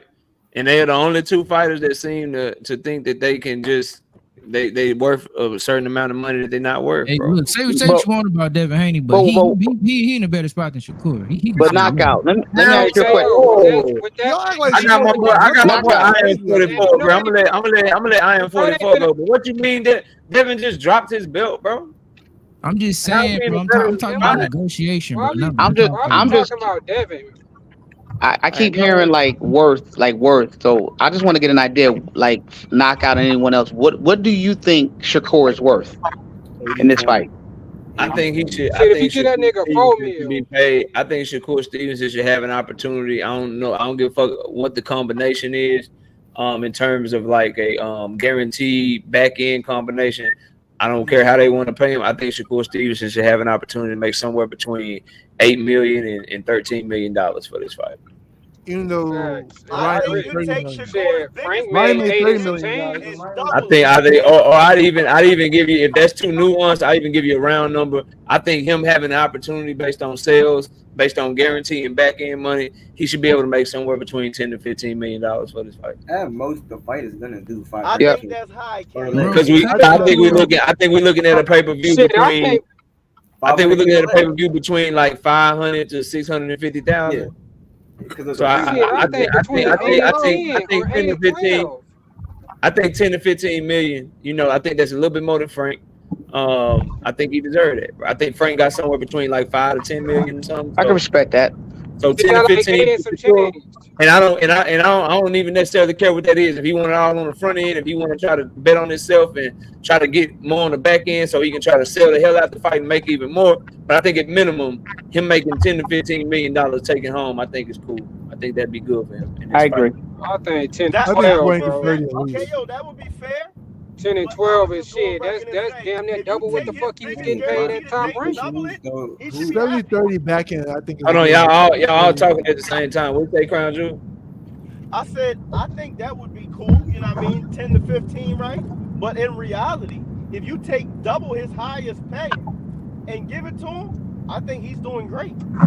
Yeah, that's why I said Yeah, And he he deserves combination. back Like, end money too. You can't just give him a flat fee. if you take, but here's the thing though. Like, I feel like yes, he don't have no room to stand on, Crown Jewel. But if you giving Frank Martin back end money, you should give Shakur some back end money too, bro. Yeah, but Exactly. Frank Martin guarantee 100%. was probably trash. Yeah, Yeah, you it was right low. about that. It was low. And I think that percentage should be based on, hey, you want more guaranteed, then we're gonna lessen your percentage. You willing to bet on yourself, we'll lessen your guarantee and raise your percentage. So Yeah. I think they can play with the numbers or whatever, but I think Shakur should bet on himself. I think having a back end pay-per-view percentage higher and selling the shit out that fight and then exceeding the expectations of the sale, like Tank did with Ryan Garcia, I think that's your best bet to take home as much money as possible. Yeah. But And 5 mil I would say guarantee, any 85, idea you 15 got in back your end. head about getting Ryan money, get it out your head. yeah, Don't even think about 100%. Ryan. Like if you think you're gonna get Ryan money, you just need to be in the mindset that I'm about to sell the hell out this fight. And I'm gonna end up maximizing my back end earnings because I helped sell the hell out this fight and just go from there. yeah, Ryan took a. Do you remember what the percentage was for Ryan's back end? No, they would never report it. Never. I don't know either. Yeah, they would never report it. Street saying 50-50. 50-50. Nah, Nah, that's Devin. That's Devin Haney fans. Crazy I was as told hell. it was not. I was Tank is told it was A-side. not Come on, man. 50-50. I was It told was Ryan nowhere got a close to big 50-50, percentage, bro. but it Devin wasn't never 50-50. said 50-50. Devin said, "Give me what But they Ryan both got." said What they he got prepared to 30 do. Here's the thing. 35 mil. So 65. KO. Devin said, "Give me what 65. Ryan The had," fa- and I think that was fair. The 60, fact 40. is, Then Ryan said Tank made more than him, Devin so you ain't. know it wasn't 50-50. Yeah, Tank made more money than him, bro. It wasn't 50-50, bro. And then y'all gotta understand, bro, Yeah, like it Ryan got the was deal. He got this nigga now the nigga done sold 1.2 million pay-per-views, bro. Like this is post that, dog. Like you can't niggas ain't getting the same deals that niggas got when they was a smaller star, bro. Like he wasn't as big of a star when he fought Ryan as he is now, bro. Like y'all like niggas gotta understand that, But bro. Ryan was a And Ryan, small star too, hey, though. So we and gotta Ryan put that in brought. I perspective. keep hearing this. Devin and Shakur should get this and that. Let's be honest. I don't like Ryan. I think he's a racist, but he brings in a lot more than Devin or Shakur. I mean, you can't Wow. say, That's well, facts. Shakur is based this on his fan multi-division base. champion. Multi-division champion is not financial. Okay, he did great things in the ring. Terrell Goucher was an Wore that Olympian. Olympian Terrell Goucher shit. Come cannot on. command seven-figure salaries. These are not quantifiable. You're not has nothing to do with economics. Yeah. But what Come did Ryan on. do before How he That's many what I came be fight? trying tickets to did get an Ryan Ryan sell understanding was of. never Why on they pay keep per after the view bringing up before Tank he the. came fight? fight. That's why we. Come That's why I on. be trying to get an How many understanding of. tickets Why did do they Ryan keep sell? bringing up all the We fucking still Come on, don't. bro. Olympics We and what still the don't fuck even he know did how in the many. past, bro? That don't got Ryan shit to did do good with when the he had a good negotiations opponent angle, like bro. Oh, when he has a I'm good agreeing with opponent. you. I I, agree with the I last think Oh, speaker. We I gotta when he 100% stop. gets agree with the you. numbers. Listen, y'all. I think we gotta Oh no, stop I'm with you. Come on, I hear you. we gotta stop asking these dudes that have earned a certain amount of leverage and a certain amount of status in the business to give away everything they earn, bro. Like it's not like Shakur Stevenson, Devin Haney, all these other fighters, bro. They had all of the same opportunities to knock motherfuckers out, capture the imagination of the fans, get people on their side, sell tickets, make themselves a star. But they had every opportunity to do the same shit. They just ain't able to do it, bro, because they don't have the it factor that Tank got. So asking this nigga to just give away shit because you think your favorite fighter deserve it or this motherfucker deserve it, bro. That's not smart. I'm sure everybody up here. I'm sure you want every penny you earn, bro. Not a dollar more or a dollar less, but you want a motherfucker to number one. Shakur's a great fucking fighter. So why should if you're fighting a great fucking fighter and somebody that could possibly beat you and somebody that fans want to see fight, why should that be the fight that I'm gonna take a pay cut to make this shit happen? Because Especially after the Because he did debacle legacy. that all was that. the Errol Spence and Crawford negotiations, where Legacy. Errol Spence Right. didn't listen to Al Heyman and he ended up giving away millions. That shit's not going to happen again. I'm sorry, Hey, Tank's not but going to do Yeah, Tank that. that got nigga. Yeah, millions. he Harder tripped. than that. Tank it is don't matter. already It don't rich. matter. Millionaires want even more millions, bro. And like I No, said, but if you work, Yeah, hold bro. on. We got if you Bud work, did Filthy rich. have y'all, no like leverage. niggas is literally got their hand out. Like, yeah, I know I can't be on pay per view without you. I know I'll never get back in money without you. I know I can't get this high of a guarantee without you. But hey, man, just give it to me anyway. Even though you did all the work, like all the fans, they come for you. Like all the fans, they watch you on pay per view. They watch me for free. I know you can have another pay per view outside of me if you wanted to. I know you can put. I know if I fight Right. Williams, it's going on free TV. But if But you make fight Vader, it's going on pay per view. But please, bro, just give me this because my fans say I'm a 2 division champion. I deserve this shit, bro. It don't work like that, dog. But who's your And they but bringing up think the about it. Olympics and shit. Like, At what the the end of fuck the do that day, got to do with It don't work like anything? that, like bro, like Terence. It's so bad that when his co-manager comes out and talk, his co-manager talking about Tank better come correct because we had 1 million people watch us for free. okay, that's Like, stupid. come on, bro. I'm agreeing with you. Nigga, That's just if you stupid. don't take But, this, but if you don't take this 20-25% or whatever it is, and this guaranteed money and get your little 10 to 15 Yeah, million I think and get the fuck 25% on is down, bro. fair. that would Like be fine. Yeah. But he never. This is the thing. If there's no contract on the table, Why you studying? we will never know what he's going to be willing to accept. Is all I'm saying. 100%. facts. And what I would like, and this is where I encourage people, this is why I think that we can separate ourselves as boxing fans and be a little bit more knowledgeable. This is why you watch what people do. Then we should put pressure on Shakur Stevenson and say, look, bro, you do a whole lot of talking on social media. If they not trying to negotiate with you or they lowballing you, you want to let us know everything else, nigga, let us know so we can cook them. So we can demand a fucking fight. You don't get to talk all this shit about Bob and all this shit about Loma and all this shit about Ryan Garcia and get on IG with him and Keyshawn and shit. You don't get to do all of that. And then if Tank Davis duck you, just don't say shit. I No, for agree. sure. I agree. You don't get to do that, bro. So I hear what you're saying, Terence, but what we can't do is just be like Shakur quiet and shit. He signed with Matchroom. Don't say shit about Tank. And then when he signed the Matchroom and announced his fight, man, yeah, I wanted to Tank Davis fight, nigga. Nigga just didn't want no smoke. Like he was like, we're not doing that, bro. We're not gonna do that shit again, bro. Speak up right now when the fight can be made, bro. So you want Shakur? Let us know right now. Now I'm you want- hoping that he quiet because something brewing. Maybe that's why he quiet. But if he quiet and ain't shit going on, he doing himself a disservice, bro. He doing himself a disservice. If he quiet and they not negotiating behind the scenes, then that just means he cool with not getting the fight, bro. So you saying you want Shakur to be like a whistleblower in his own camp? No, he said no. Not a whistleblower. I am 44, but when Oscar De La Hoya refused to negotiate with him, what do you do on Twitter talking shit? When Pitbull ducked his ass and didn't want no smoke when they ordered the fight, what do you do on Twitter talking shit? I'm pretty sure Frank Martin gonna do that. When Frank Martin ducked his ass until we knew Frank Martin was fighting Tank Davis and he pulled out that fight, what Shakur do on Twitter? Talking shit. So if your team trying to make a fight with Tank Davis and they ain't trying to make the fight, what I expect you to do? Get on Twitter, talk some shit. So you made a good point, and I do agree with you. But here's the thing, though, and I think like, you know, and it's not a race thing, but like brothers, you know, they kind of like slick with each other. So Tank team understands how to stretch something out. This is my opinion right here. I personally believe that they understand the game. And they know that if they move too quick, I think Shakur will obviously do the same thing, talk about how Tank is ducking. But I think they're making Shakur feel like he's going to get the fight. And that's why I think there's hesitation with communicating anything to the public. Because if I make you believe I'm going to give you something, but I know deep down inside I'm not going to give you something, then that's where you get the hesitation, though. That's just how I look because that's not going on. I think they negotiating, bro. Yeah, I think they negotiating. No, I really do. I think they negotiating. Tank Davis don't strike me as the type to have his team negotiating with somebody that he don't want to fight just to try to agree. Games. I agree. I don't think David, I agree too. Yeah, like Terence Crawford. Yeah, he's not gonna do that, man. He's not gonna pull out.